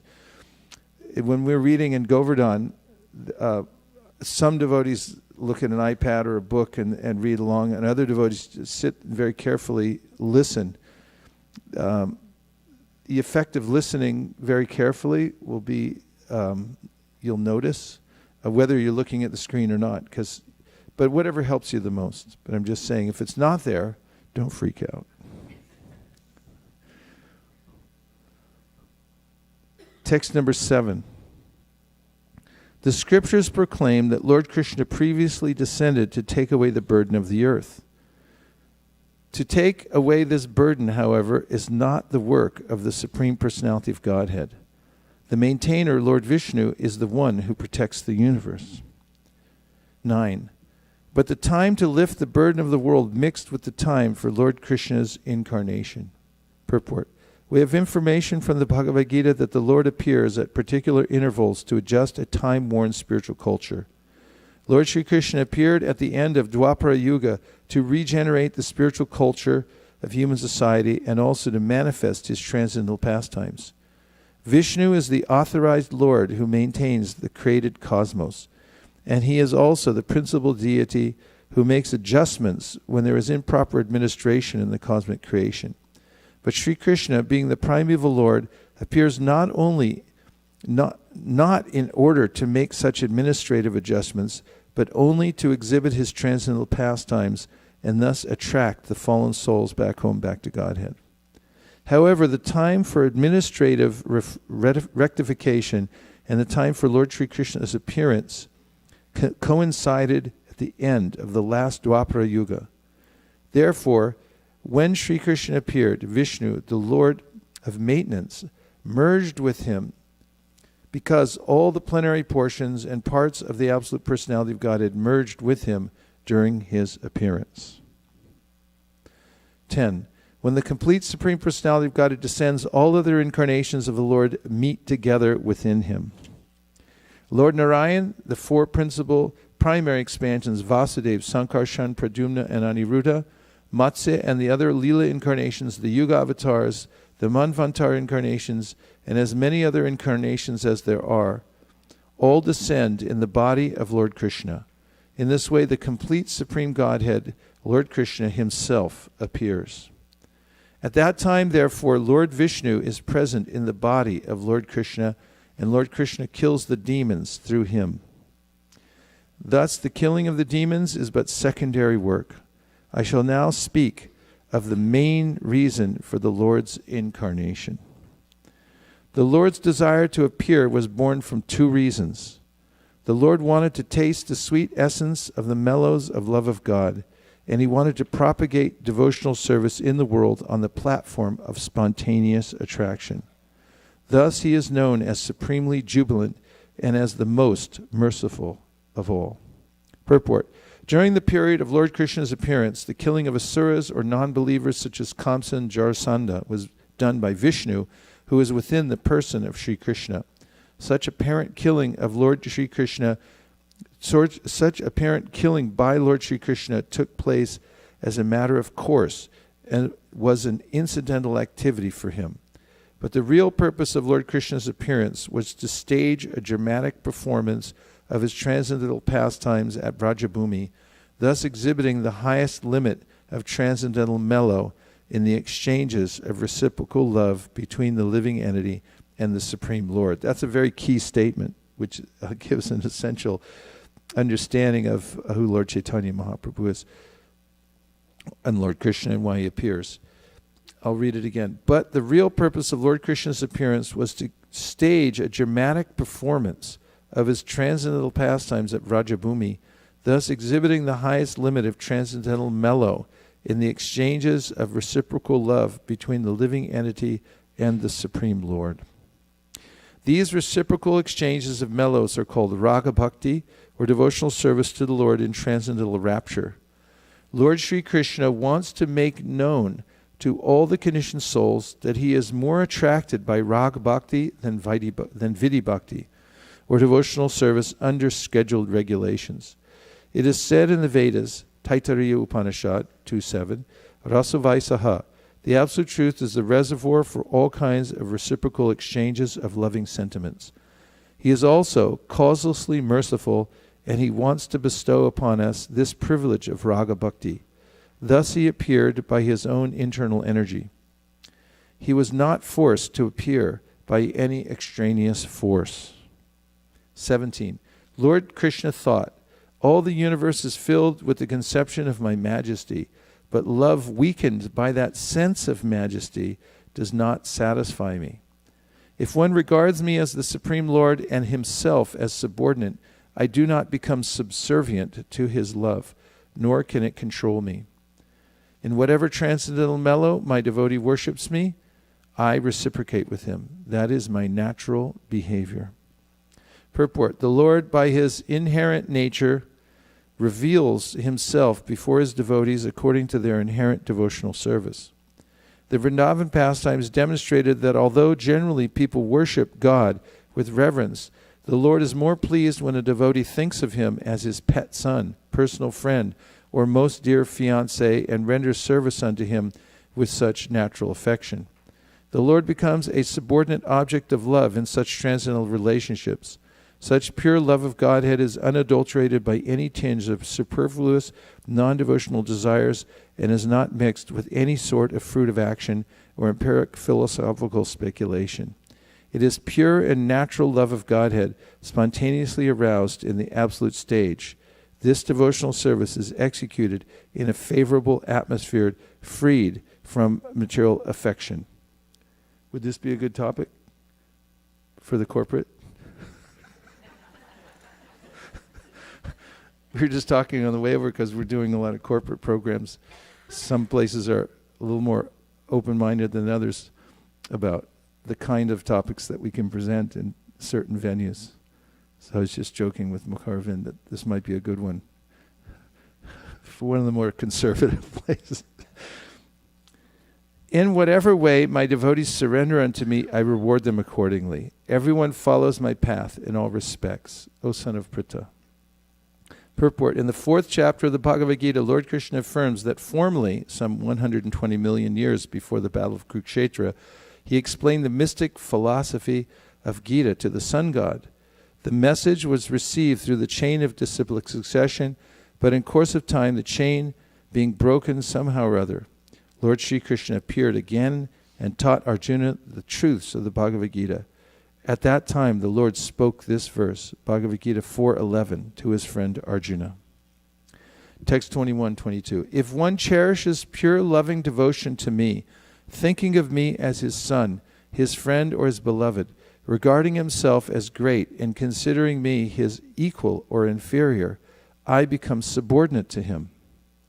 Purport. In the Chaitanya Charitamrita, 3 kinds of devotional service are described, namely bhakti, ordinary devotional service, shuddha bhakti, pure devotional service, and vidha bhakti, mixed devotional service.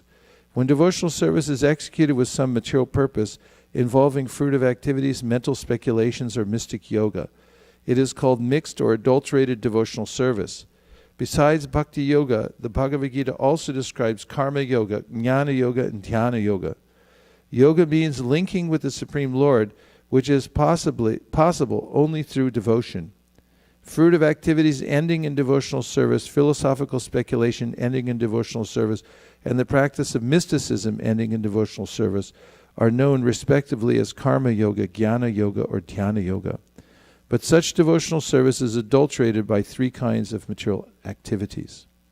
For those grossly engaged in identifying the body as the self, pious activity or karma yoga is recommended. For those who identify the mind with the self, philosophical speculation or jnana yoga is recommended. But devotees standing on the spiritual platform have no need of such material conceptions of adulterated devotion. Adulterated devotional service does not directly aim for love of the Supreme Personality of Godhead. Therefore, service performed strictly in conformity with the revealed scriptures is better than such vidha bhakti because it is free from all kinds of material contamination. It is executed in Krishna consciousness solely to please the Supreme Personality of Godhead. Those who are spontaneously devoted to the Lord and have no aims for material gain are called attracted devotees. They are spontaneously attracted to the service of the Lord and they follow in the footsteps of the self-realized souls. Their pure devotion, Shuddha Bhakti, manifested from pure love of Godhead, surpasses the regulative principles of the authoritative scriptures. Sometimes loving ecstasy transcends regulative principles. Such ecstasy, however, is completely on the spiritual platform and cannot be imitated. The regulative principles help ordinary devotees rise to the stage of perfect love of Godhead. Pure love of Krishna is the perfection of pure devotion, and pure devotional service is identical with spontaneous devotional service. Important to note these couple of sentences, and that is that regulative principles help ordinary devotees rise to the stage of perfect love of Godhead. Probably gives an example, very simple example. In the light of so many convoluted arguments and discussions about Vidhi Bhakti and Rag Marg, Prabhupada says, the Vidhi Bhakti is like typing when you don't know how to type and you're following the book. And you're looking and you watch, type like this, type like that, and you practice, but you have to be very careful where you put your fingers. He said that Rag Bhakti is like when you learn everything in the book and your fingers spontaneously go on the keys. So in a similar way, when we follow in the footsteps of the 6 Goswamis of Vrindavan through our disciplic succession, coming through our Srila Prabhupada Acharya of the International Society for Krishna Consciousness, and we carefully observe the various programs which he's set out for us as the process through which we develop love of Godhead. Then gradually we develop a spontaneous attraction for them. And the natural propensity that we have to love Krishna is awakened in a very profound and specific way by that process. And that brings one to the platform of Rag Marg. Kurunath Prabhu, does that concur with your understanding? Yes. Let the record show that Kurunath Prabhu has agreed. Srivas Pandit Prabhu, concurrence? Anyone else? Okay. Anything to add or subtract? No. Okay. Srivas Prabhu?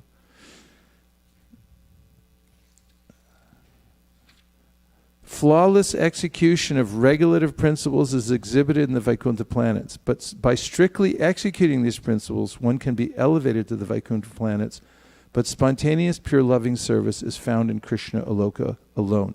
So the kind of a regulative practice of devotional service that we're doing is developing an attraction for spontaneous love to Krishna, the Supreme Personality of Godhead.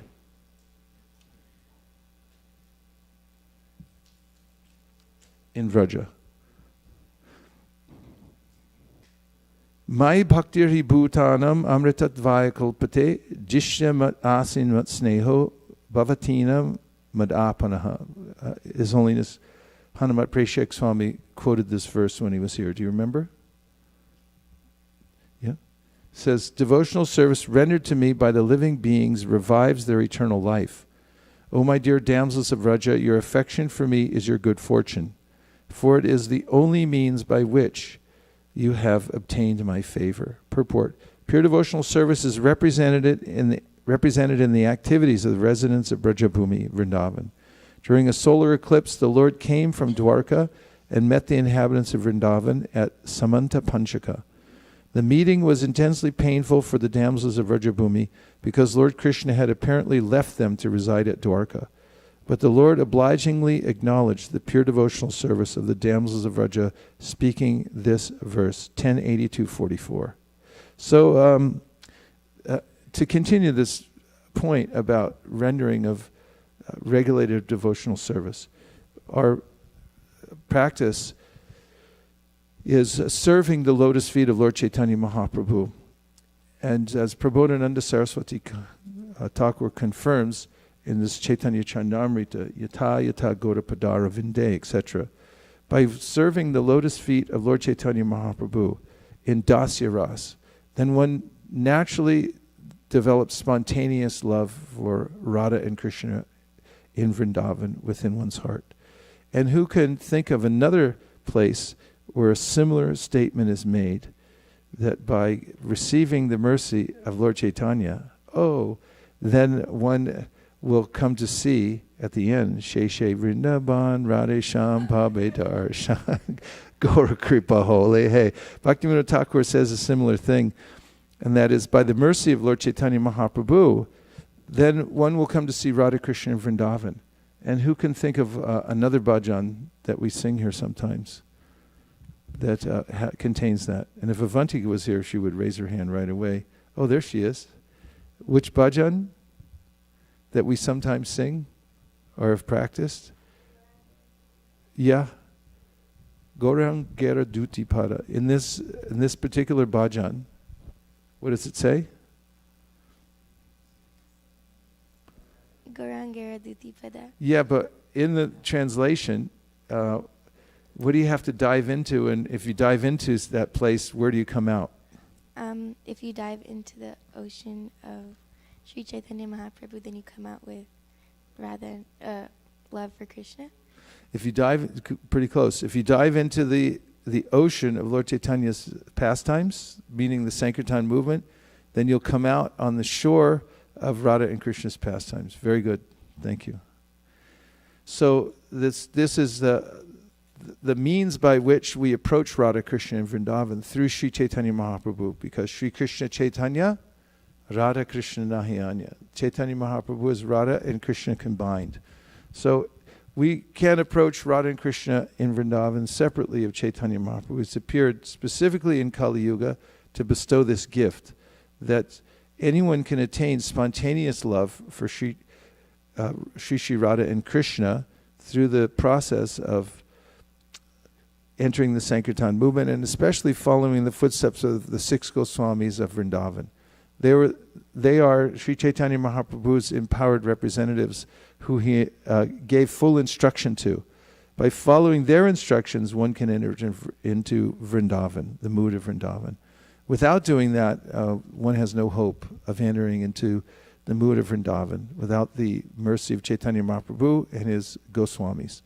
The way we do that now is through the process we have. It's perfectly molded for the present age by Srila Prabhupada, who painstakingly, as you'll read when you read the 7th chapter of the Adi Lila, he went to great pains. Many of those pains were criticisms from others when Prabhupada came to America, as he adjusted the process to accommodate all kinds of Western habits, so that everyone could take to the process of Chaitanya Mahaprabhu's devotional service. And people criticized him, saying, oh, you're changing this, you're changing that, you can't make Westerners into devotees, and so forth. But Prabhupada had the complete and comprehensive knowledge of how to present Chaitanya Mahaprabhu's message, and the evidence from the Srimad Bhagavatam and elsewhere that proved that his methodology was absolutely correct. And the result is evident. Who else could spread Krishna consciousness all over the world except one who is connected to Sri Chaitanya Mahaprabhu? Now we'll take any questions or comments or reflections. Yes, Govinda Prabhu. Maharaj, this question haunted me for quite some time. So we hear that Vrindavanam padam tyaktva padam ekam na gacchati. So Lord Krishna doesn't leave Vrindavan at any time. But he left Vrindavan with a crore, and the gopis suffered in the separation. So if Lord Krishna was there, then why couldn't gopis see him? Yes, Hanumat Preshak Swami explained that when he was here, and he explained that in that Vipralamba Bhav, the gopis were seeing Krishna constantly. In fact, this is a great conundrum for those who do not know the science of Krishna consciousness, or very specifically the teachings of Sri Chaitanya Mahaprabhu, that in separation the devotees are even more connected to Krishna than when they're meeting him. And that Krishna was there present in Vrindavan in his bhava form.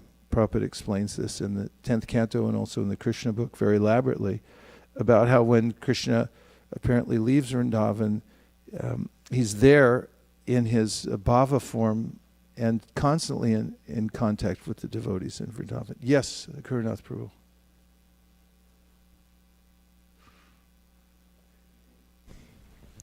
There's a very nice book by Shiva Ram Swami called Krishna Sangati, Meetings with Lord Krishna, which pretty much the whole book is dedicated to that question and answering that question in elaborate detail. There's a big, long introduction of about 100 pages that discusses that in very scientifically. Okay, could you please enumerate what's in those 100 pages? Or at least two of the points? Krishna has his manifest lila and his unmanifest lila. Actually, there are evidence in Srimad Bhagavatam and other scriptures that Krishna is actually coming and going from Vrindavan, even during the time that he's left.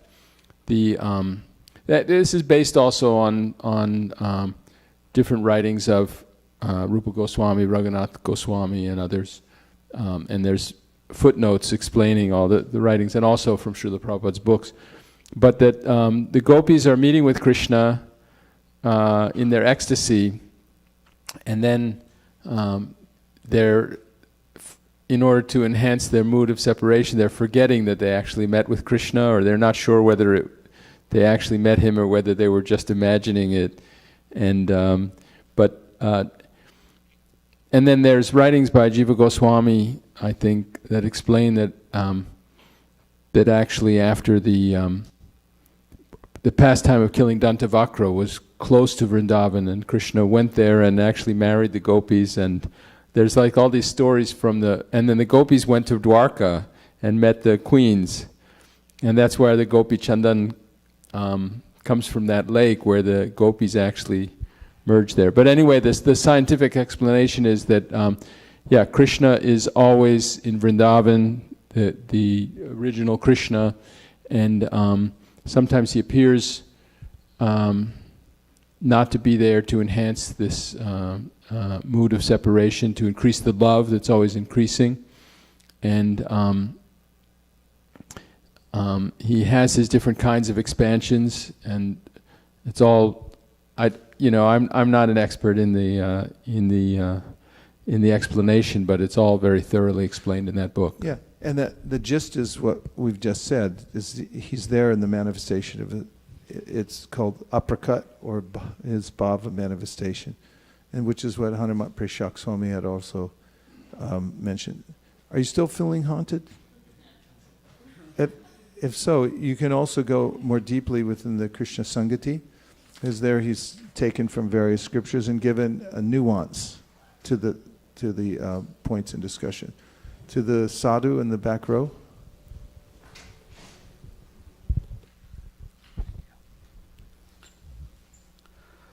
Thank you, Maharaj, for the class. And I have a question regarding the devotional service. You talked about pure devotional service and the mixed devotional service. Yeah. So, I make offenses, and my devotional service have been on and off. So sometimes I'm plugged. When I come in association, I'm plugged, and then again off. So I was thinking in my mind, and you know how the mind works.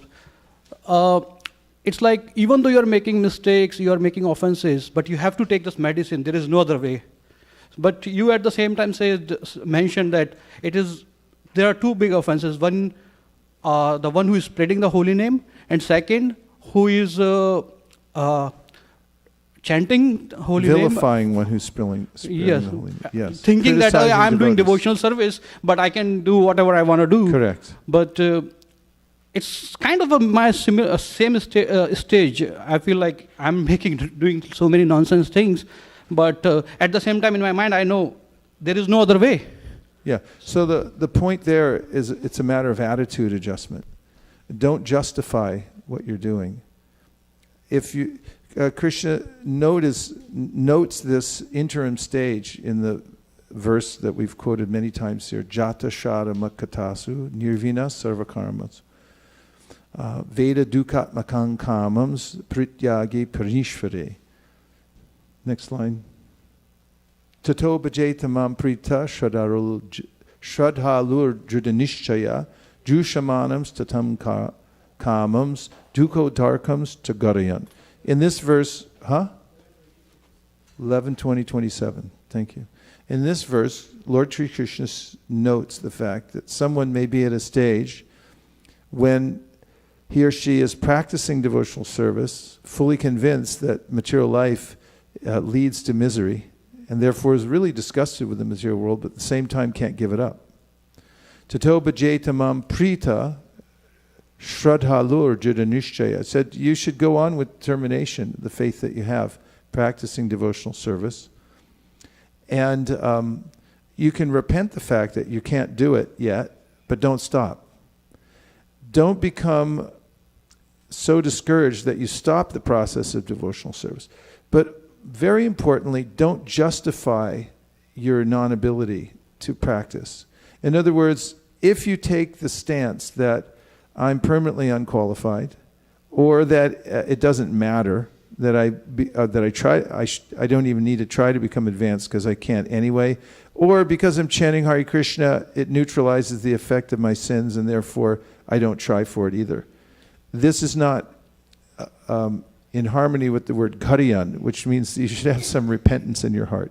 but not so much that you give up and become morose and just say, oh, I'm no good. This is more lack of self-esteem than it is actual a devotional sentiment. So go on with the practice. In the beginning of any discipline, there's always going to be gaps. And continue to practice, Krishna says, and with a happy mind, knowing that as you continue without making excuses, then you'll come to the point where you'll be able to stand on your own 2 feet, and you will be able to practice in Nishta, and then Ruchi, and then Asakti, and then Bhava. Does that help? Bhakti Thank you. Urmi, where did she go? She had her hand up. That's okay. You take her next. Yes.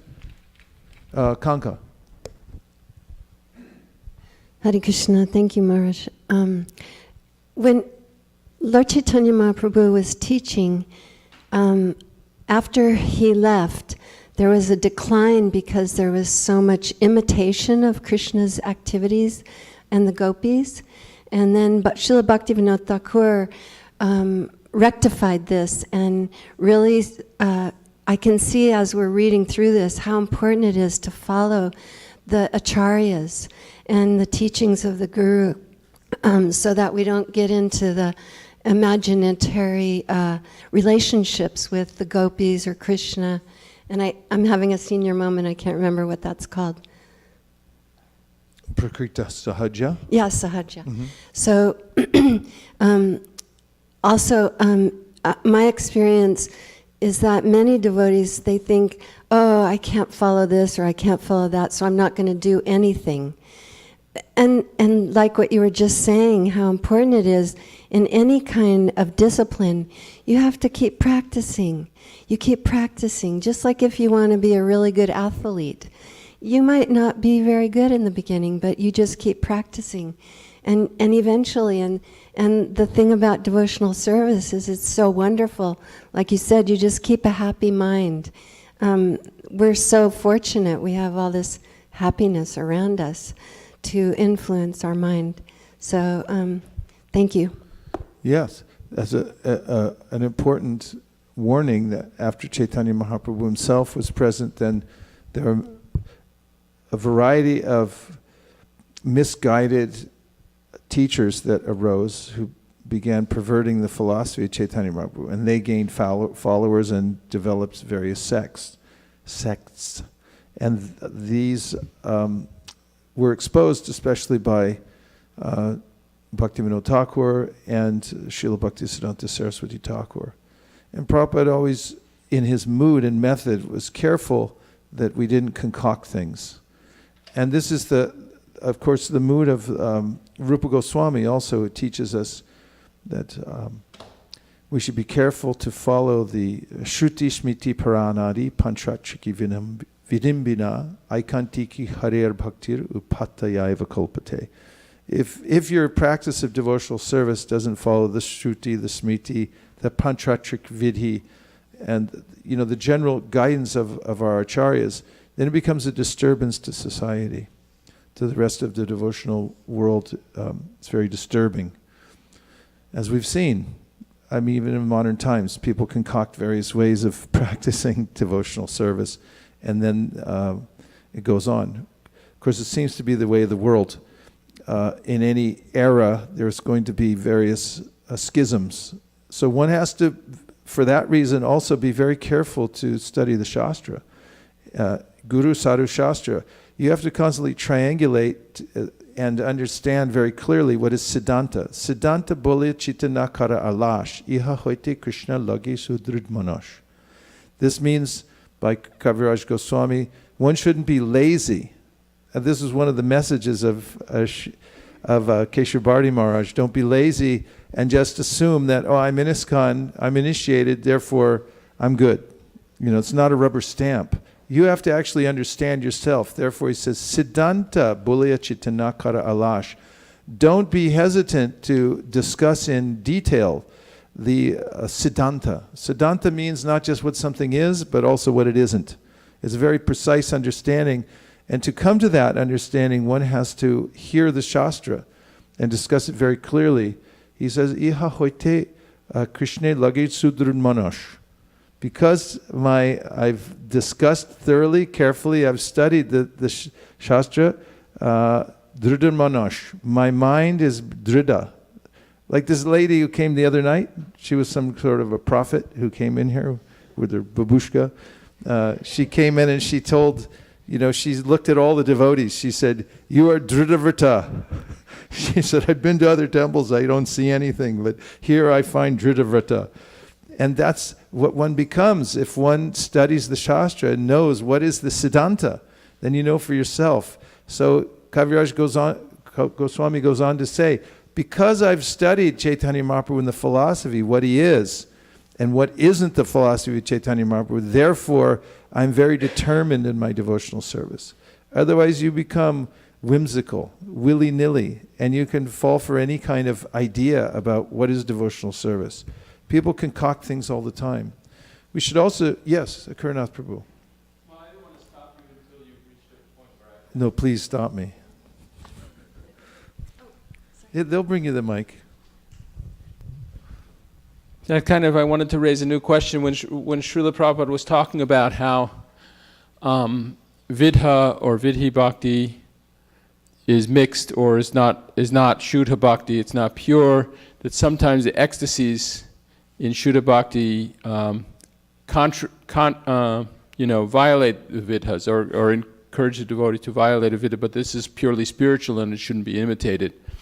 And it brought to mind that I've heard even among Prabhupada's disciples sometimes discussion or controversy about whether or not we're supposed to be doing something other than simply, chanting our rounds, following the principles, reading Srila Prabhupada's books, worshipping the deities, going out and distributing the books, doing everything that Srila Prabhupada taught us to do, or do we have to add something to make sure that we're going to approach the Shuddha Bhakti platform, because Vidhi Bhakti is somehow inferior? And is there something, like the way we chant our rounds, are we supposed to try to meditate on something other than, just hearing the rounds? And I've heard devotees, like there's even one disciple of Srila Prabhupada who wrote some elaborate book on Raganuga Bhakti. I haven't read his book, but I've heard him criticize other devotees that say that if you just keep practicing the way we practice in ISKCON, that we'll get there. So this question is answered succinctly, which is when there's an answer, it's usually by the principle of Occam's razor, simple and direct.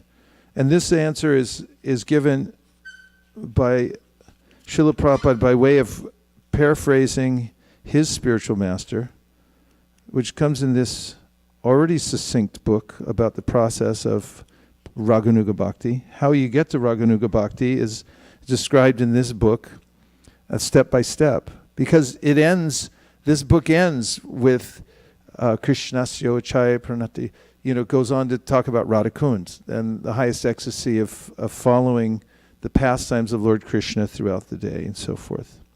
So here in text number 8, we hear Tanama Rupa Charitari Sukirtananu Smrityo Kramena Rasana Manasinyoja Tishtam Vraje Tananuragi Jananugami Kalam Nayed Akilam Ityupadesha Saram.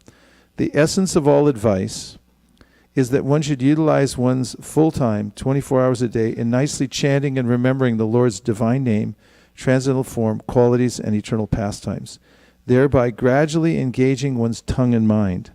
In this way, one should reside in Vraja, Goloka Vrindavan Dham, and serve Krishna under the guidance of devotees. One should follow in the footsteps of the Lord's beloved devotees who are deeply attached to his devotional service. Purport. Since the mind may be one's enemy or one's friend, one has to train the mind to become his friend. The Krishna consciousness movement is especially meant for training the mind to be always engaged in Krishna's business. The mind contains hundreds and thousands of impressions, not only of this life, but also of many, many lives in the past. These impressions sometimes come in contact with one another and produce contradictory pictures. In this way, the mind's function can be dangerous for a conditioned soul. Students of psychology are aware of the mind's various psychological changes. In the Bhagavad Gita, it is said, Yang vapi smanan bhavam tajatyanti kalevaram tam tam evaite konteya sadatad bhava bhavitaha. Whatever state of being one remembers when he quits his body, that state he will attain without fail. At the time of death, the mind and intelligence of a living being, of a living entity, create the subtle form of a certain type of body for the next life. If the mind suddenly thinks of something not very congenial, one has to take a corresponding birth in the next life. On the other hand, if one can think of Krishna at the time of death, he can transfer to the spiritual world, Goloka Vrindavan. This process of transmigration is very subtle. Therefore, Srila Rupa Goswami advises devotees to train their minds in order that they will be unable to remember anything other than Krishna. Similarly, the tongue should be trained to speak only of Sri Krishna and to taste only Krishna prasadam. Srila Rupa Goswami further advises Tishtan Vraje. One should live in Vrindavan or any part of Rajabhumi. Rajabhumi, or the land of Vrindavan, is supposed to be 84 kroshas in area. 1 krosha equals 2 square miles. When one makes Vrindavan his residence, he should take shelter of an advanced devotee there. In this way, one should always think of Krishna and his pastimes. This is further elucidated by Srila Rupa Goswami in his Bhakti Rasamrita Sindhu. Krishnam smaram janam jasya preshnam nija samihitam tat tat kata ratashchasau kuryad vasam vrajesada. Did you have to learn that on your Bhakti Shastri? No. A devotee should always reside in the transcendental realm of Raja and always engage in Krishnam smaran janam chasya preshtam, the remembrance of Sri Krishna and his beloved associates. By following the footsteps of such associates and by entering under their eternal guidance, one can acquire an intense desire to serve the Supreme Personality of Godhead.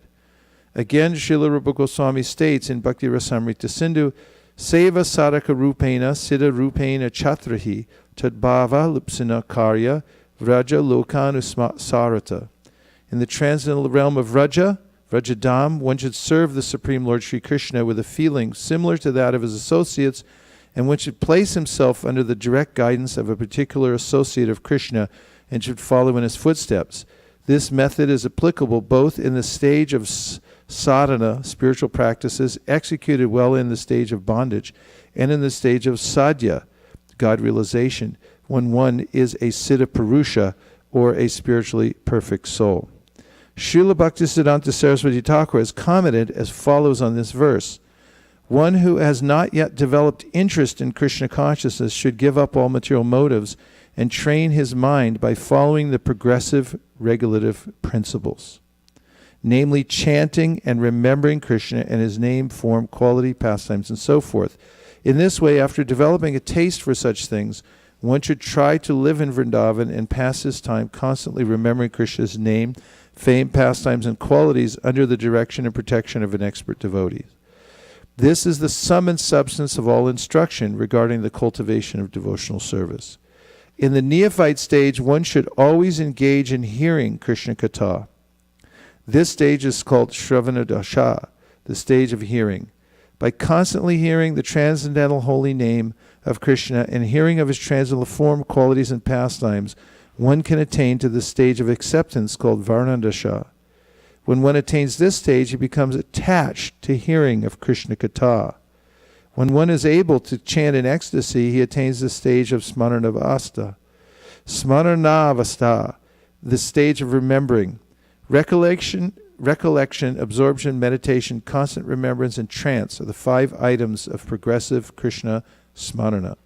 At first, remembrance of Krishna may be interrupted at intervals, but later remembrance proceeds uninterrupted. When remembrance is uninterrupted, it becomes concentrated and is called meditation. When meditation expands and becomes constant, it is called anusmriti. By uninterrupted and unceasing anusmriti, one enters the stage of samadhi or spiritual trance. After smarana dasha or samadhi has fully developed, the soul comes to understand his original constitutional position. At that time, he can perfectly and clearly understand his eternal relationship with Krishna. That is called sampati dasha, the perfection of life. Chaitanya Charitamrita advises those who are neophytes to give up all kinds of motivated desires and simply engage in the regulative devotional service of the Lord according to the directions of Scripture. In this way, a neophyte can gradually develop attachment for Krishna's name, fame, form, qualities, and so forth. When one has developed such attachment, he can spontaneously serve the lotus feet of Krishna even without following the regulative principles. This stage is called Raga Bhakti, or devotional service and spontaneous love. At that stage, the devotee can follow in the footsteps of one of the eternal associates of Krishna Vrindavan. This is called the Raga Anuga Bhakti. Raga Anuga Bhakti, or spontaneous devotional service, can be executed in the Shanta Ras when one aspires to be like Krishna's cows, or the stick or flute in the hand of Krishna, or in the flowers around Krishna's neck. In the Dasya Ras, one follows in the footsteps of servants like Chitrak, Patrak, or Raktak. In the friendly Sakya Ras, one can become a friend like Baladev, Sridhama, or Sudhama. In the Vatsalya Ras, characterized by parental affection, one can become like Nanda Maharaj and Yashoda. And in Madhurya Rasa, characterized by conjugal love, one can become like Srimati Radharani or her lady friends such as Lalita, and her serving maids, Manjaris, such as Rupa and Rati. This is the essence of all instruction in the matter of devotional service. You'll notice that the primary focus is on intensified hearing and regular hearing and following the regulative principles. So there's a way in which when one follows the footsteps of the Goswamis, given through our founder Acharya, in organizing one's life around the principle of hearing and chanting throughout the day, then one naturally develops spontaneous attraction for Krishna. And all of that is preceded by, continued by, and reaches its culmination by the process of hearing and chanting in the association of devotees. Especially the Shastras that have been given to us, like the Sri Chaitanya Charitamrita, Srimad Bhagavatam, Bhagavad Gita, Nectar of Devotion. All these will give us perfect guidance. Yes? So does that mean that when our taste becomes strong enough, we can actually meditate so intensely that we can actually become a follower of Raktaka or Nanda Maharaj, or one of these? I mean, we can actually perceive the pastimes of Goloka Vrindavan and actually live there and get instructions from Krishna's associates there? Yes, but one has to be very diligent, especially to understand the various stages of devotional service. For instance, Anartha Nivritti is marked by very particular obstacles to Nishta. In the Anartha Nivritti stage, there is Laya, Nishepa, Sampati, and Rasasava. There are 5 different obstacles mentioned. One is that one falls asleep while chanting or hearing, or feels sleepy anyway. The other is one gets distracted. The other is that one's neither sleepy and there's no distraction, but one just doesn't care. Another is that one has the sense objects are attracted to their objects, and therefore one gets drawn away from devotional service. And the fourth one is that there's innate qualities like greed or lust or anger that interrupt one's process of devotional service. So Vishwanath Chakravarti Thakur and Rupa Goswami describe how one has to go through Anartha Nivritti in order to come to the stage of Nishta, and only when passing that stage of Nishta, or complete steadiness in devotional service, when all of those other obstacles are not present, one enters into Ruchi, and then one starts to perceive that there's a particular way that one's attracted to serving Krishna in the spiritual world. And Prabhupada mentions this in the Adi Lila, 4th chapter, 34th verse, the second to the last paragraph, where he talks about how one will notice, if we could see that, possible, one will notice that as one goes on hearing and chanting about Krishna, one's natural proclivity to think of Krishna, worship Krishna in a specific way will be naturally awakened. So Prabhupada, in all of his teachings, referred us to the ways in which we advance through hearing and chanting. And we have, one might argue, a complete course of that that one can take advantage of. Of course, if one doesn't take advantage of it, then that's another thing. Because, who can say they've fully taken advantage of the Srimad Bhagavatam?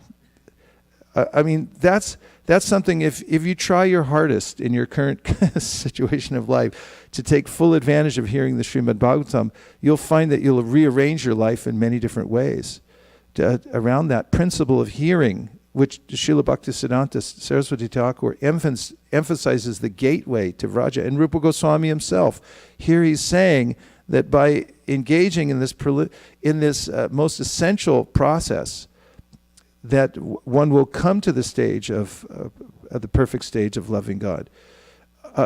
Yes, so the answer is, given in this verse, that Tanama Rupa Charitari Sukirtananu Smrityo Kramena Rasana Manasi Niyoja Tishtan Vraje. You'll be situated in Vraja. Tananugami. Then you'll be able to follow in the footsteps. But you can't do it artificially. If you try to do it before you have the wherewithal to sit and hear properly, how are you going to do that? Because it's precipitated by hearing in a certain way, and you have to be attracted to it.